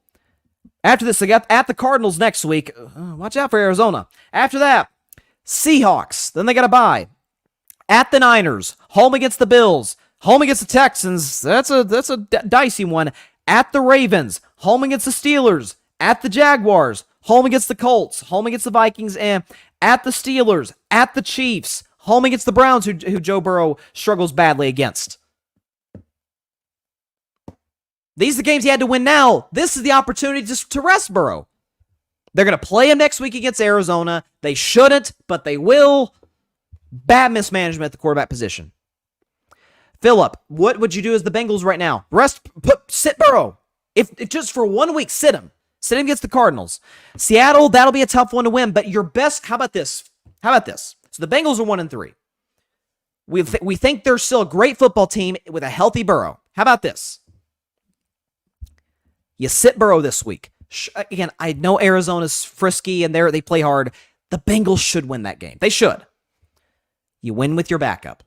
You sit Burrow another week against Seattle. You'll probably lose that game and drop to 2-4. Then you get a bye week, and then you play the 49ers. Is it 49ers? Yeah, 49ers. So that's on October 29th. You could give Joe Burrow 4 weeks off. Have him healthy, at least healthier, and ready to go for your toughest stretch of the season to try and make the playoffs. Instead, they're going to put a beat-up quarterback out there. This is exactly why the Bengals have been a laughingstock franchise until Burrow got there. It's like the kid that, they say this is why we can't have nice things. If the kid's like breaking stuff around the house, Burrow's hurt. Don't injure him further. I said this last week. Man, props to Titans, though. Good win for Tennessee, 2-2 now. Derrick Henry's awesome. Vintage performance. I'm not going to go too far into this one because it's obvious. Chargers barely beat the Raiders. They did cover, though, thank God. Yet another bonehead decision. It's a weekly occurrence by Brandon Staley. 4th and 1 at your own 35. Up 7, you go for it, and you get bailed out by you don't get it, and you get bailed out by your defense on another goal line pick. Unbelievable. It's actually, I should say believable. Niners blew out the Cardinals. Christian McCaffrey was a man amongst boys. 4 touchdowns on the day. Sturdy Brock Purdy was awesome again because he is sturdy Brock Purdy, the man, the myth, the legend. So, good win for the Niners. Niners-Cowboys is going to be good. That's going to be a good one. A couple comments from Parnell. Chicago will try and get Caleb Williams and Marvin Harrison Jr. because Carolina traded to get the first pick and draft Bryce Young. Bad news Bears. Well, that would be a... Who's... Again, Chicago should have an easy schedule because they have a last-place schedule. Who do the Bears have next week? They're 0-4. Although Justin Fields, to his credit, looked good yesterday. At your Commanders, Parnell, on Thursday Night Football. Probably favor Washington to win that matchup. He also says, Bryson, you have to convince Patrick and Barry that Dak Prescott will have an amazing game against San Francisco this Sunday night. Parnell, as the biggest Dak fan on earth, I'm not convinced of that, and it's not Dak's fault. It's the Niners' defense has made Hall of Famers look like scrubs. What they've done to Aaron Rodgers in the past, they made Matt Stafford at his peak look pedestrian. Who was they? They made Geno Smith, who had a great regular season, look Niners Cowboys would be good. I'm leaning Niners right now. Again, if there's, God forbid, knock on wood, we obviously hope this doesn't happen. But if there's like an injury or something that happens, I might switch my pick to Dallas. But the Niners, again, if you look at Dak's playoff resume, you say, oh my God, it's 2-4, he sucks. I'm like, every other game except against the Niners, Dak has played well. Literally, check the numbers in all of them. Green Bay, he was amazing. That might have been his best playoff, or second best playoff game. Went toe-to-toe with Aaron Rodgers, but Aaron got the ball last, made the play last, and the Packers won. He was great against Seattle, particularly in the fourth quarter. He was really good against, wasn't great, but really good against the Rams. Just his defense couldn't get a stop on Jared Goff and the Rams. What was the next one? The Niners wasn't great. Again, I said made him one throw on fourth down to Cedric Wilson that should have been caught, but that's neither here nor there. Other than that, Dak didn't play that well. The game against Tampa, he was otherworldly great in 5 touchdowns, and then the game against the Niners the very next week, he was terrible. So, the Niners defense is good, and it's not an excuse of Dak. It's this Niners defense is the best in football. It is. I thought it was Pittsburgh. It's the Niners. Parnell, Christian McCaffrey is my MVP. Interesting. Even though it's a QB award, you can make a compelling argument for him. You can. He's definitely the offensive player of the year right now. Let's see. MVP frontrunner would probably be either Josh Allen or Tua. Watch out for Trevor to get back in the mix, y'all. I'm telling y'all. Watch out. Patrick, I'm not too confident going into San Francisco. I'll hold my thoughts until midweek. I'm surprised, Patrick, and Cowboys fans, and even Niners fans, if you're watching, that the line was as low as it was. Wasn't it Niners minus 3.5? I'm like, I don't think these teams are in equal. Again, you're like, Bryson, you picked the Cowboys to go to the Super Bowl. But if you remember, check when I did the preview show last month, I said I don't think they'll play with San Francisco. I think Detroit will beat San Francisco and shock the world because Detroit can score on any offense in football. The difference between Dallas and Detroit is Dallas is a better defense, albeit Detroit's is really good. Put some spec on the Lions' name. By the way, put a Lions video out. Most viewed video ever on Carving It Up. What can I say? Lions fans love me. Okay? And they should. I've been defending their team, since the spring. And I'm being validated on it. Okay. So away from the NFL until Seahawks-Giants, I want to briefly talk about Colorado USC, which was sort of the most interesting game certainly from a marketing standpoint of the college football season, just of last week, because you obviously got Colorado, primetime, all the celebrities that showed up. Paul Pierce was there, and DeBaby was there. Kevin Garnett, big ticket was there. My man Lecrae was there. I mean, it was the stars come out to Boulder, Colorado, and that is not a statement I ever thought would come out of my mouth, but it's the truth. That's what's happening right now. It's what Deion's doing. And they play USC, who has quite simply the best quarterback in college football and one of the greatest college football quarterbacks to ever step on a field, in Caleb Williams, who had a spectacular afternoon. Had a bad pick in the fourth quarter, but 30 for 40, 403, 6 touchdowns. He was awesome. I mean, he's the best quarterback in college football, and it's not particularly close. And he's the runaway number 1 pick in next year's draft. So, quickly with USC, then I'll get to Colorado. Again, I don't need to tell you Caleb. Again, I don't need to go further than this on Caleb and say, oh, he's the best quarterback. Duh. I thought it was interesting what Joel Klatt, who's a great announcer, what he was saying during the game, and talking about how Caleb Williams is the only quarterback prospect he's ever evaluated where there's not a hole in his game. He's got a massive arm. He's deadly accurate. He's mobile. He's got the whole package. He's good size, good intangibles, good leadership. Has everything. He's outstanding. Now, what's going to cost USC? I still have USC making the playoff. I did before the season. It's going to be tough. That game against Washington later this year is going to be a doozy.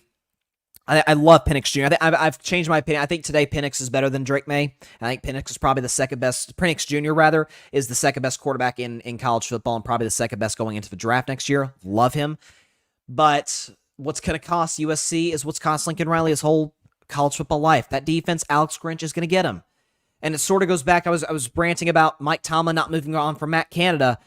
At what point is Lincoln Riley gonna see what's going on and not move on from Alex Grinch? He's been with him since he started Oklahoma back in 2017. Every single year, the defense is bad. And USC's defense, unlike Oklahoma's defenses back when he was with them, USC's got talent defensively. I said coming into this game, I said that front seven, I really like. There's some NFL players on it.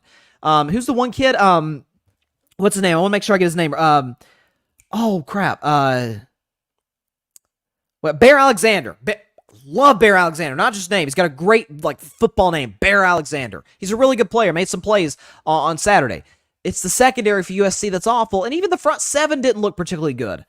That's going to be USC's undoing. They can score in any defense in the sport. Colorado doesn't have a great defense, especially with no Travis Hunter and no Shiloh Sanders, but Still, though, dropping 48 is not easy. It looked like they were going to score 60, which I predicted them to do on Friday.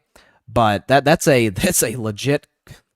That's the best offense in the country. The question is, is their defense competent? If they had my Vols defense, that's the best team in America. Problem is they don't. By the way, great win by my Vols on Saturday. Loved it.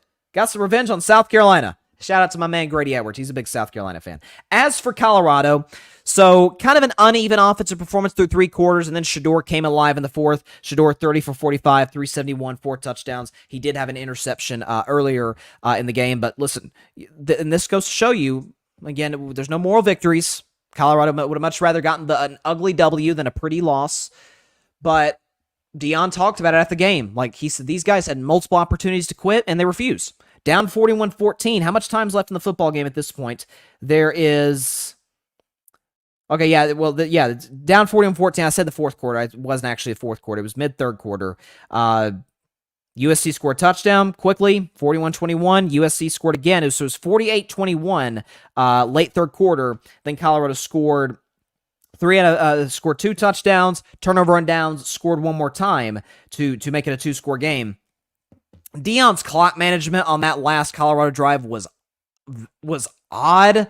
I don't get it. Not only was he running the football, he was running it with no timeouts, and it was taking Colorado like 30 seconds to get to the line, get a playoff. That's and I love Prime, and I think forget the media attention, all that. Prime's a good coach. His resume would show you that.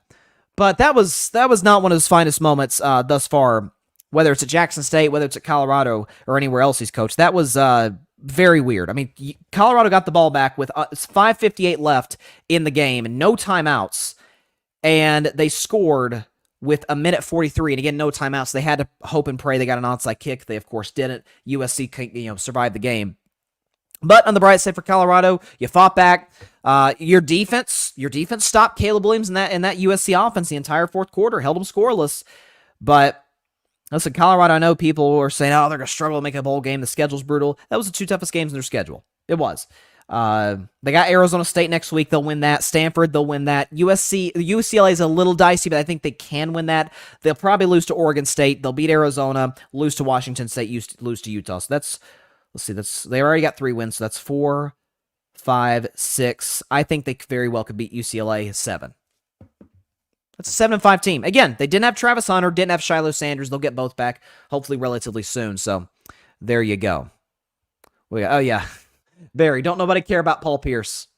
I'm just saying he was there at the game. I'm not a Paul Pierce fan either, but I'm just saying.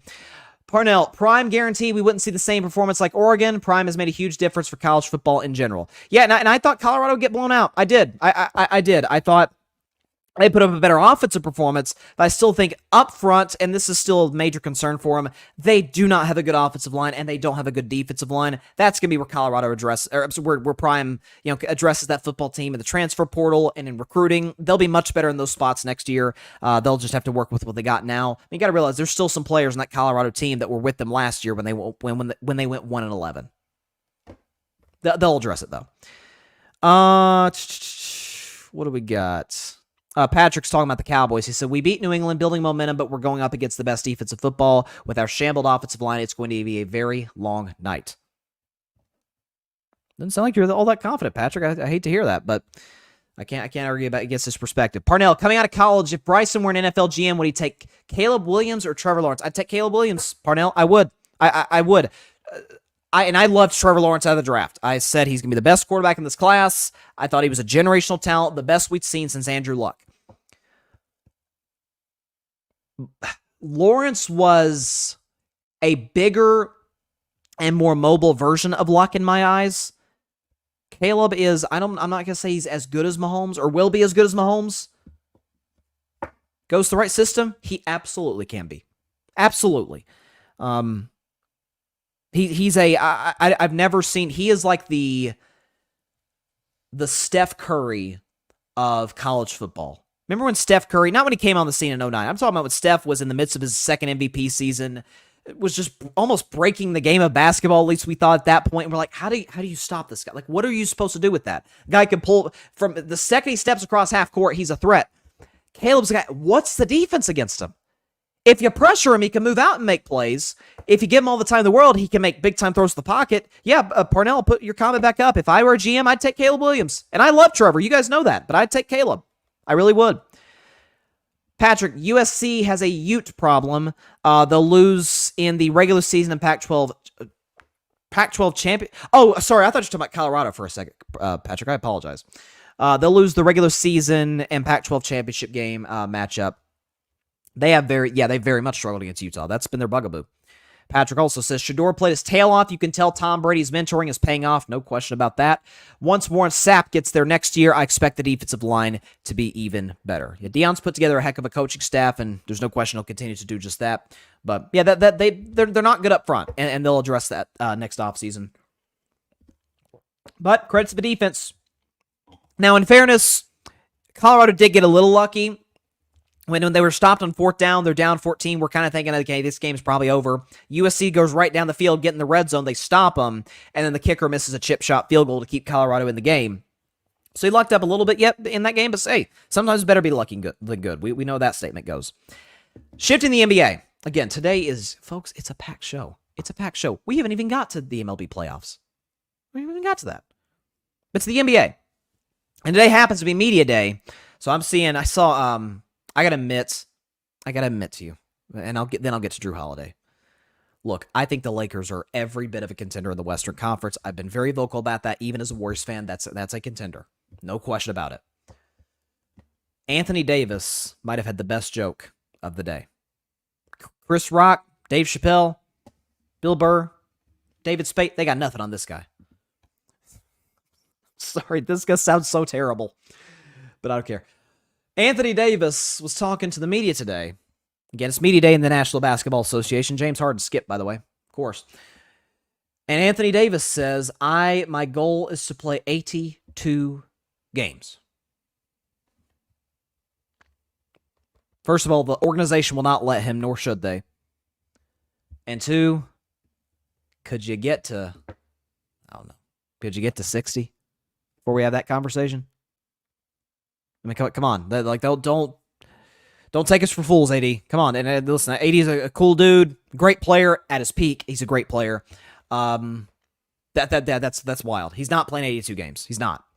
Parnell, thoughts on Harden skipping media day? It's James Harden. It is. I tweeted earlier today. I said James Harden's not we, because I don't consider myself part of this group. James Harden is who people thought Kevin Durant was.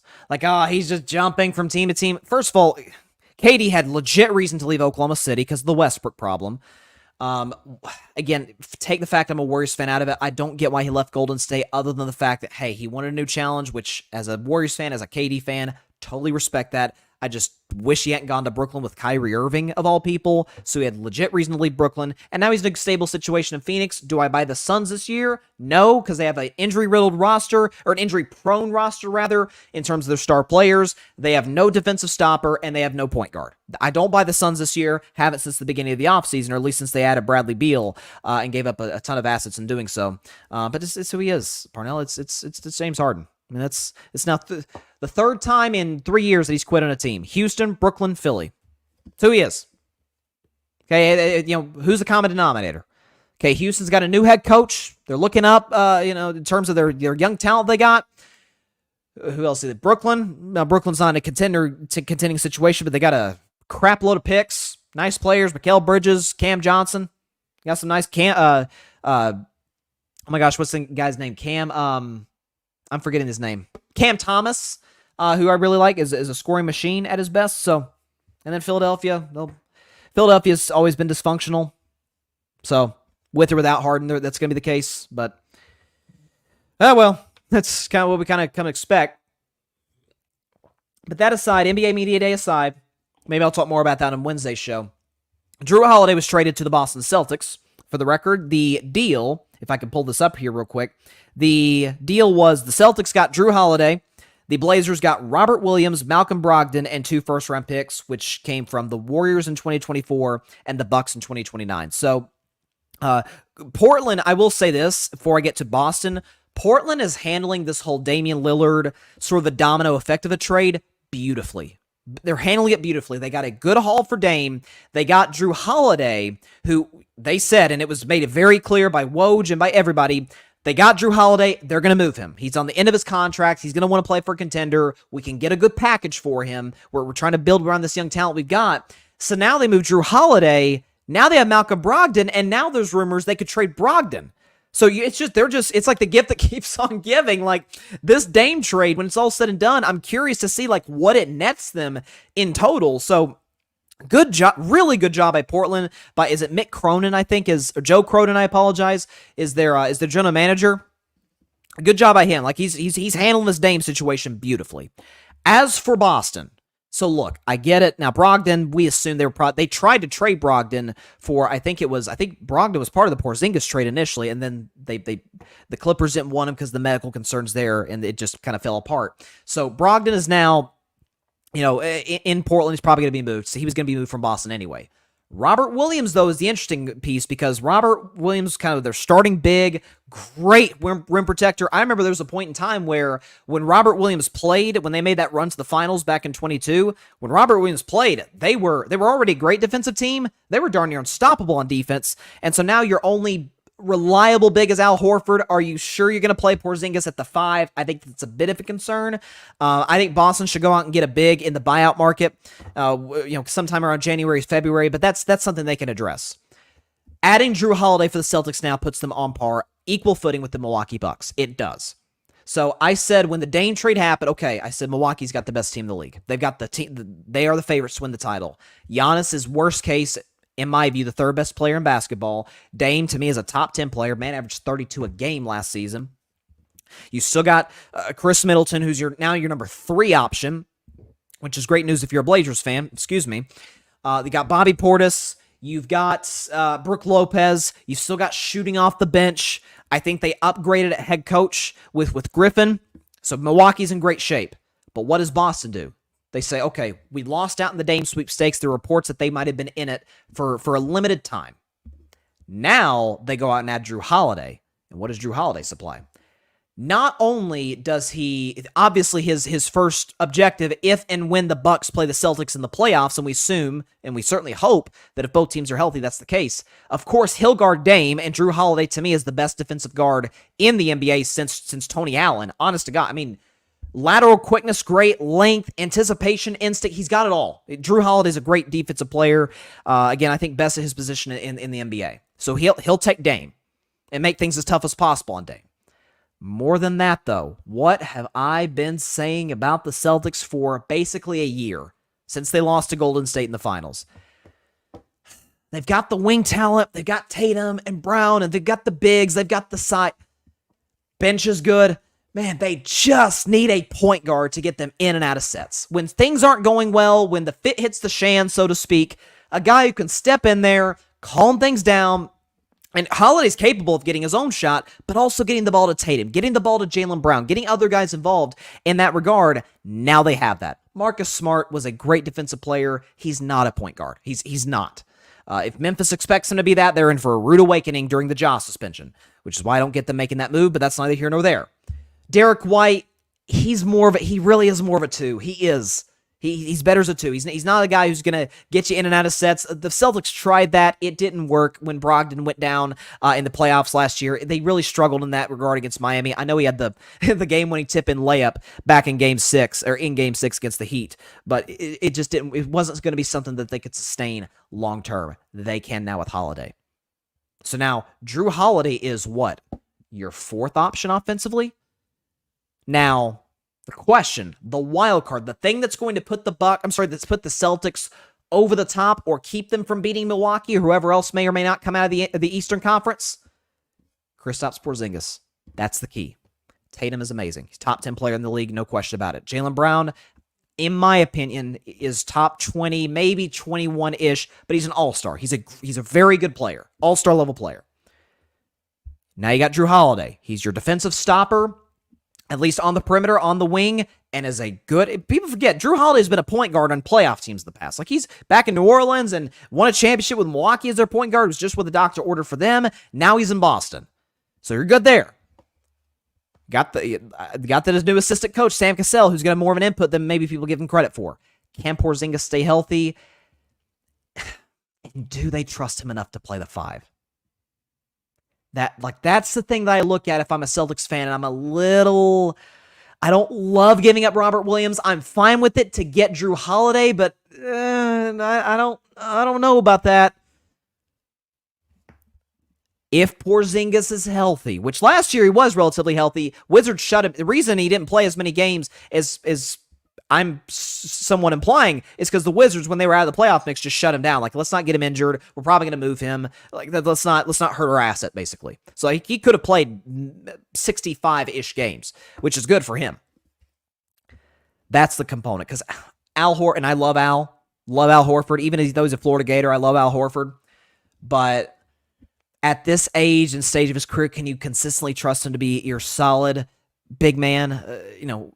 For on a night-to-night basis, he's going to be your starting center, likely to start the year with Porzingis playing the 4. That's my only concern. But as far as just adding Jrue Holiday, you guys know I've always loved Jrue. Love it. Love this move by Boston. This is the counter move to the team that got better than you, the Milwaukee Bucks. This is your counter move. You get a guy who he's not going to lock up. Dame is amazing. Dame's a 30-point-per-game guy. You're not going to lock up Damian Lillard, just like you're not going to lock up Steph Curry, Kevin Durant, or Jokic. But you can make things harder on him. He's a better option on him than who else is their point guard? I think Javon Carter signed with the Bulls, if I'm not mistaken. Who else is going to guard Dame? I mean, they got to put Brown on him, Tatum. I don't love that matchup. Really. I don't really like it. I love this move by the Boston Celtics adding Jrue Holiday. Really do. It kind of got buried again. It kind of got buried in the whole situation with the. It got buried because there was the morning game yesterday in the NFL, the Falcons-Jags game, and then the other NFL action, and we're just coming off of the surprise and shock of the Dame trade and training camp. So it kind of it felt like a little story given the day that it broke, an NFL Sunday coming off a great college football Saturday. So it wasn't that, I guess, hyped up. And obviously Jrue Holiday is not the player Dame is, but he's an all-star. At his best, he's an all-star. I mean, there came a point in time he was the Bucks' second-best player, not Chris Middleton. Some of that was Middleton's injuries, but love this move by Boston. A couple comments. Patrick, who's a Lakers fan, has a Lakers podcast here on the Grid. He says, LeBron dedicating his 21st season to Bronny. It's going to be an exciting season, and Bron is still playing at a supreme high level in season 21. Again, I believe he's the greatest player ever. We're not going to have a discussion today. Those people in the chat who disagree with me, I don't have time for that. Okay, we can do that another day. Just not today. Let's just hold off for today. But yeah, I think LeBron's going to have a great season. And yeah, dedicating it to Bronny. And I saw LeBron actually said a few minutes before I went on the show today, I saw LeBron at his media availability say Bronny's good to go. He's going to play for USC this season, which is just great news. And good for Bronny. Obviously, consider the scary health situation, what happened this summer. The fact that he's in good health, he's gonna be ready to go for the Trojans is awesome to hear. No question about it. I don't know if I agree with that, Patrick. He says LBJ for MVP. Austin Reeves will win Most Improved Player, make the All-Star team this season. I don't know about that, Patrick. You got to realize you got to play 65 games now to get MVP. The Lakers, whether LeBron's healthy or not, and the man is great as he is in year 21. There is no. I promise you can book this. As Chuck would say, guarantee it. Except my guarantee is more accurate than Chuck's. Point is, LeBron is not going to play 65. I promise you he's not playing 65 games. That's not an injury thing. That's going to be, maybe he has a little knick-knack injury, and the Lakers it's a December game in Indiana. Who cares about this game? Let's rest LeBron. What you want LeBron? Austin Reeves may win Most Improved Player. I think that All-Star, I don't know about that. I really like Austin Reeves. Most Improved Players is a possibility for him. I don't know if there's a lot of great guards in the Western Conference. I mean, there are. Steph, Luka. I don't love Kyrie, but Kyrie is obviously better than Austin Reeves. Yeah. LeBron's not winning MVP, only because he's not playing 65 games. That's it. Patrick also says, Miami is the biggest loser in the Dame sweepstakes. Playoff Jimmy is the real deal, but who else is willing to tag along? Don't be surprised if Joel Embiid is linked to Miami next summer. He will be. After this James Harden situation, he will be. He needs a leader. Like Joel, and it's not, listen, some guys just aren't built to lead. That's not a knock on him. Don't be something that you're not. Kawhi Leonard was not a leader. He's the best player on the Raptors, but Kyle Lowry, Mark Gasol, the veteran leadership they had there. That's kind of how Joel is. Now, Joel's not as quiet as Kawhi, but you get the point. Patrick, let James Harden go to the Clippers. Let it happen. I want to see another diabolical disaster with the stepchild team. They'll never run a Laker town. Sincerely, P5. Now, of course, they're not going to run LA. I don't like the Lakers. They're not running LA.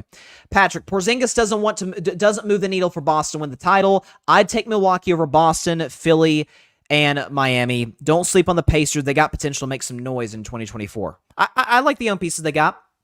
I do. I don't see them at all as a contender, but yeah, they can make the playoffs. I don't like Atlanta at all. I'll do an NBA prediction show just like I did last year, just like I do with the NFL. I'll do that a couple weeks from now. Probably get a co-host, to do that with me. So yeah, definitely stay tuned for that in a couple weeks. NBA is upon us, y'all. NBA is upon us. I know October basketball is about as boring as it gets, but got to start somewhere. Got to start somewhere. And as for the Golden State Warriors, I mean, listen, we got Chris Paul in the building. Now Draymond's out 3 to 6 weeks, which sucks. I doubt he's ready for opening night, but yeah,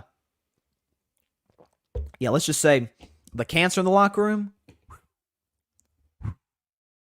it's gone, never to be seen again. It's like what's the McConaughey line in Wolf of Wall Street? It's not real.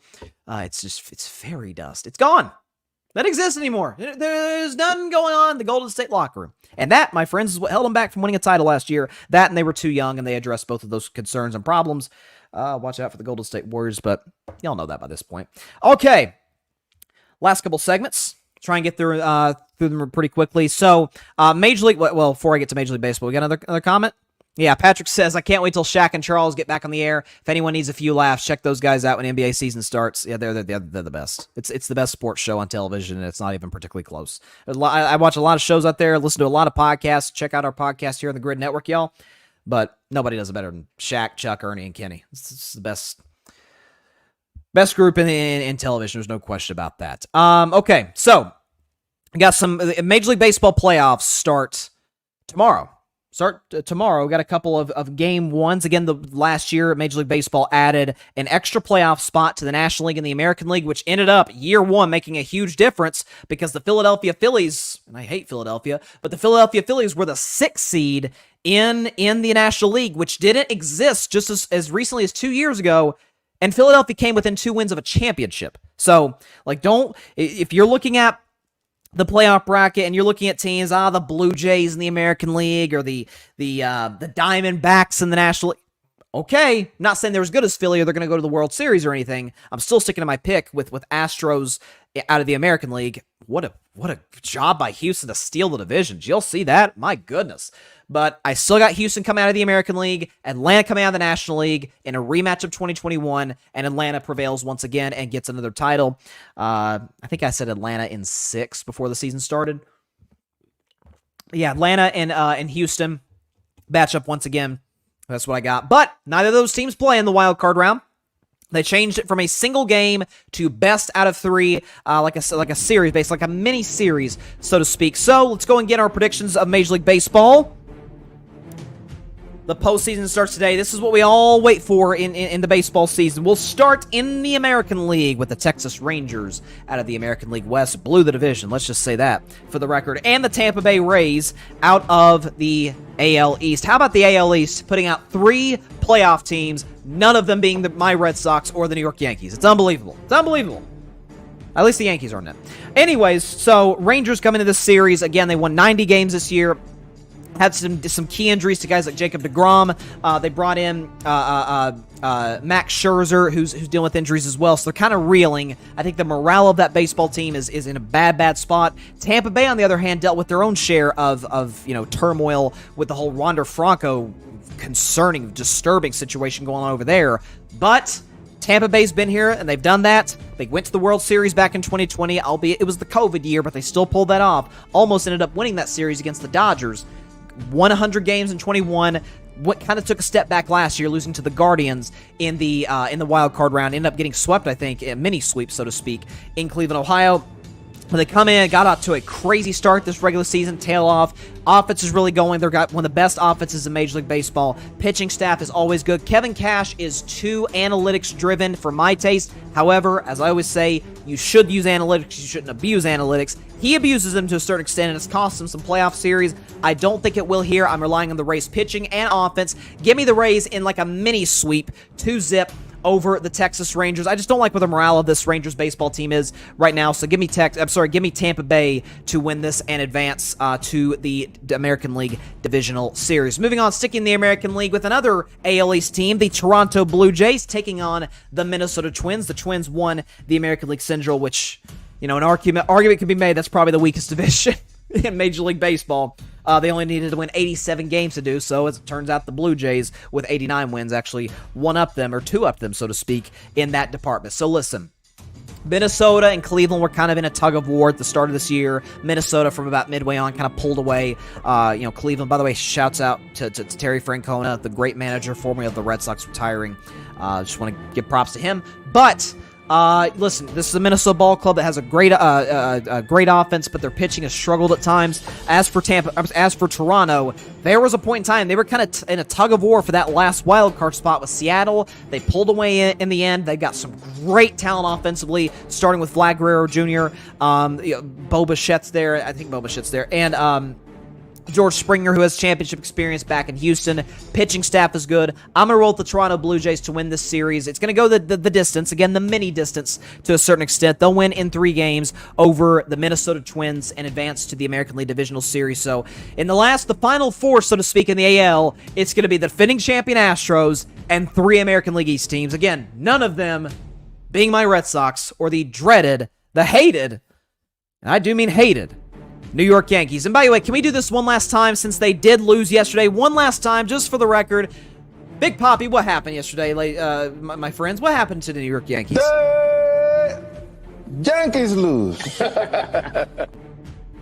Very much, Poppy. That's my guy right there. Yankees lost to end the season. Loved it. To the National League now. Couple of series here. Got the Arizona Diamondbacks, our friend here at the Grid Network.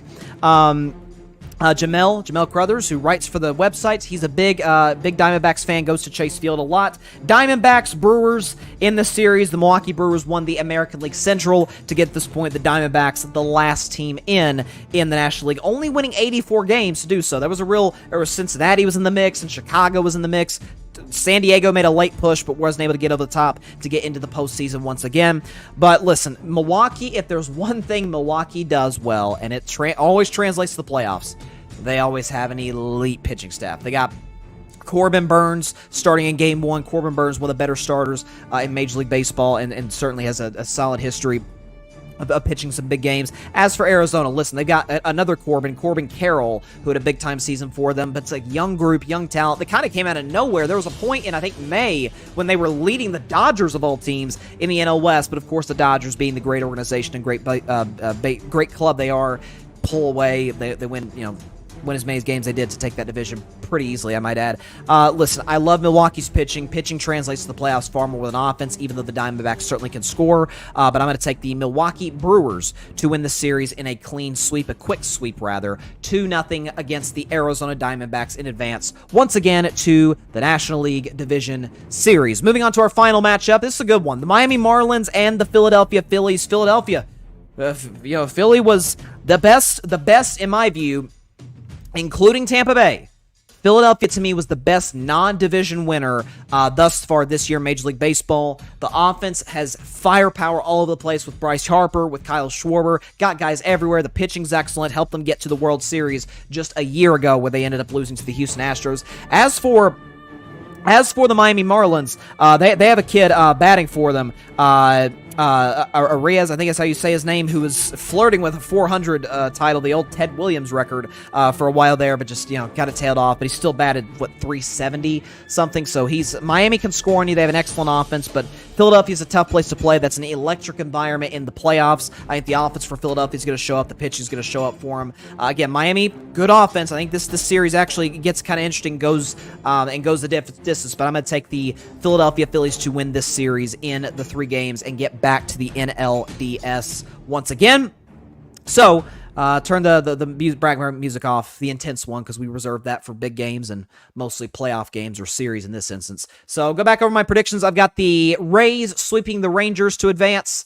I got the Blue Jays winning 2-1 in the series over the Minnesota Twins. And then the National League, I've got the Brewers with the sweep over Arizona and the Philadelphia Phillies 2-1 over the Miami Marlins. Again, listen, the only teams I view as legitimate contenders are Philadelphia, Philadelphia and Tampa Bay. Still rolling with the Astros.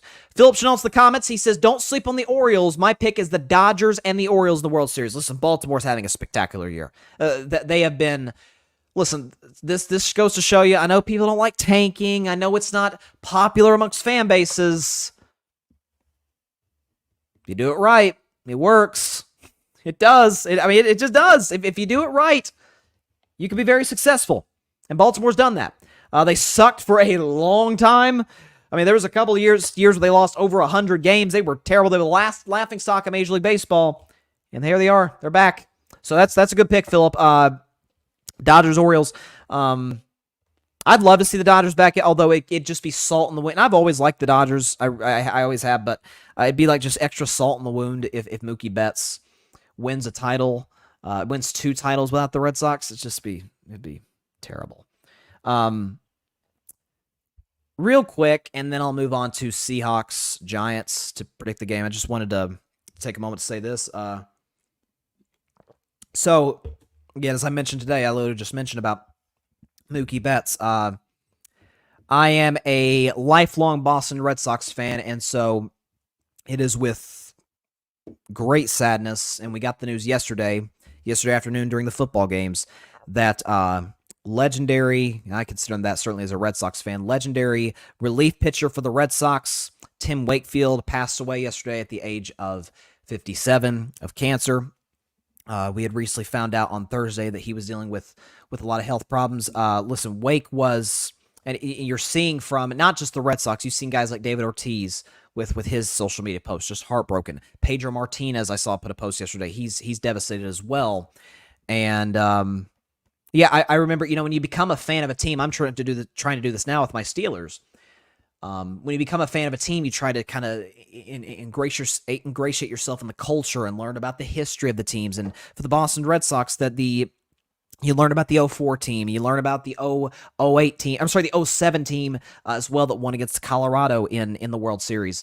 You learn about the last official year of the Curse of the Bambino, in which Tim Wakefield actually gave up the walk-off homer to Aaron Boone, and the way that Wake handled that. He was a guy who was probably the greatest, one of, if not the greatest, knuckleballers in the history of baseball. And what's so awesome about that is that he was a position player back in the 90s when he was coming out of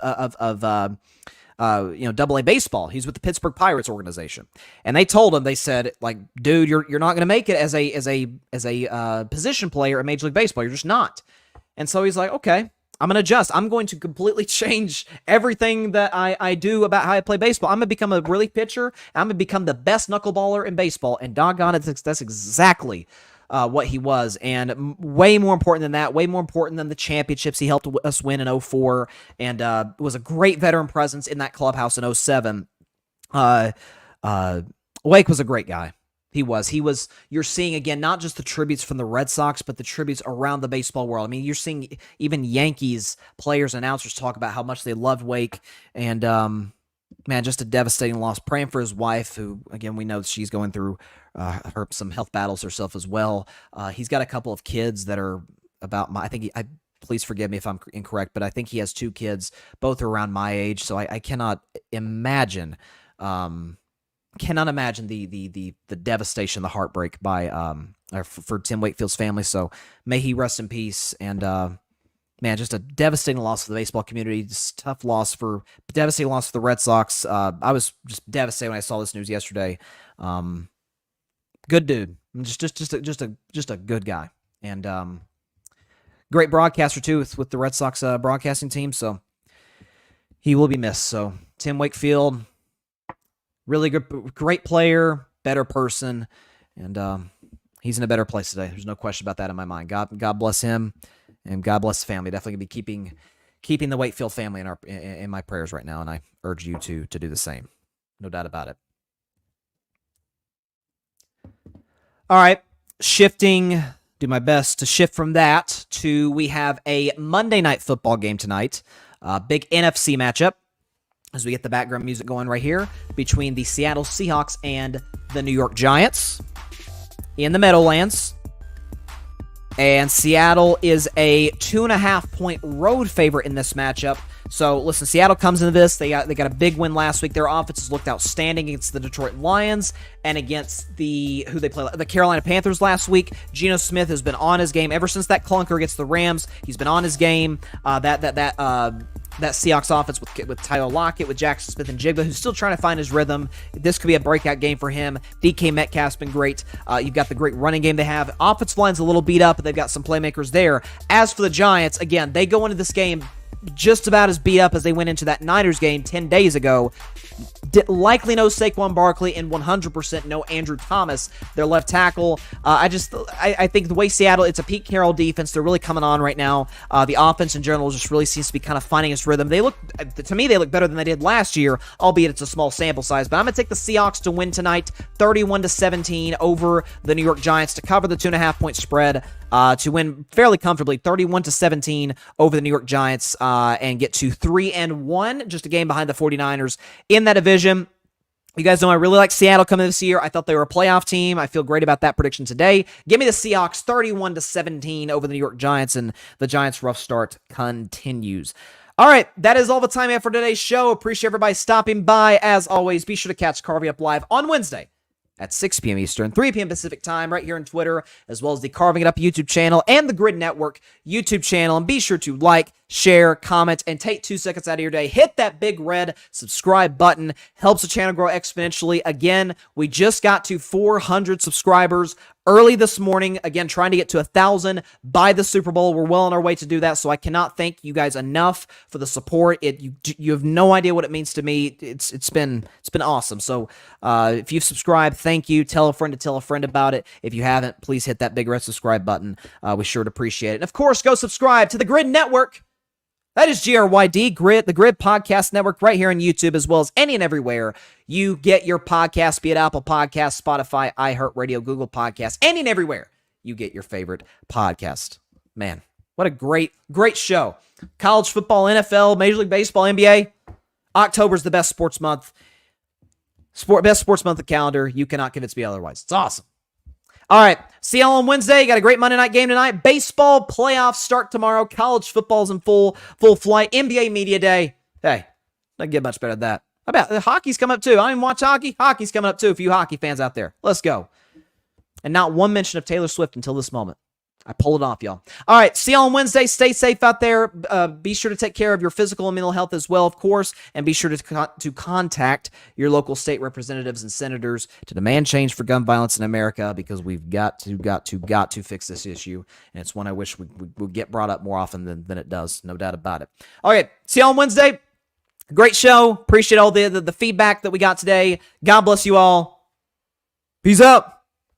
Make that 2 mentions of Taylor Swift. Thanks so much for watching the show on YouTube, and be sure to go click that big red subscribe button and check out the other clips and full shows from Carving It Up Live, as well as our other incredible content creators here on the Grid Network.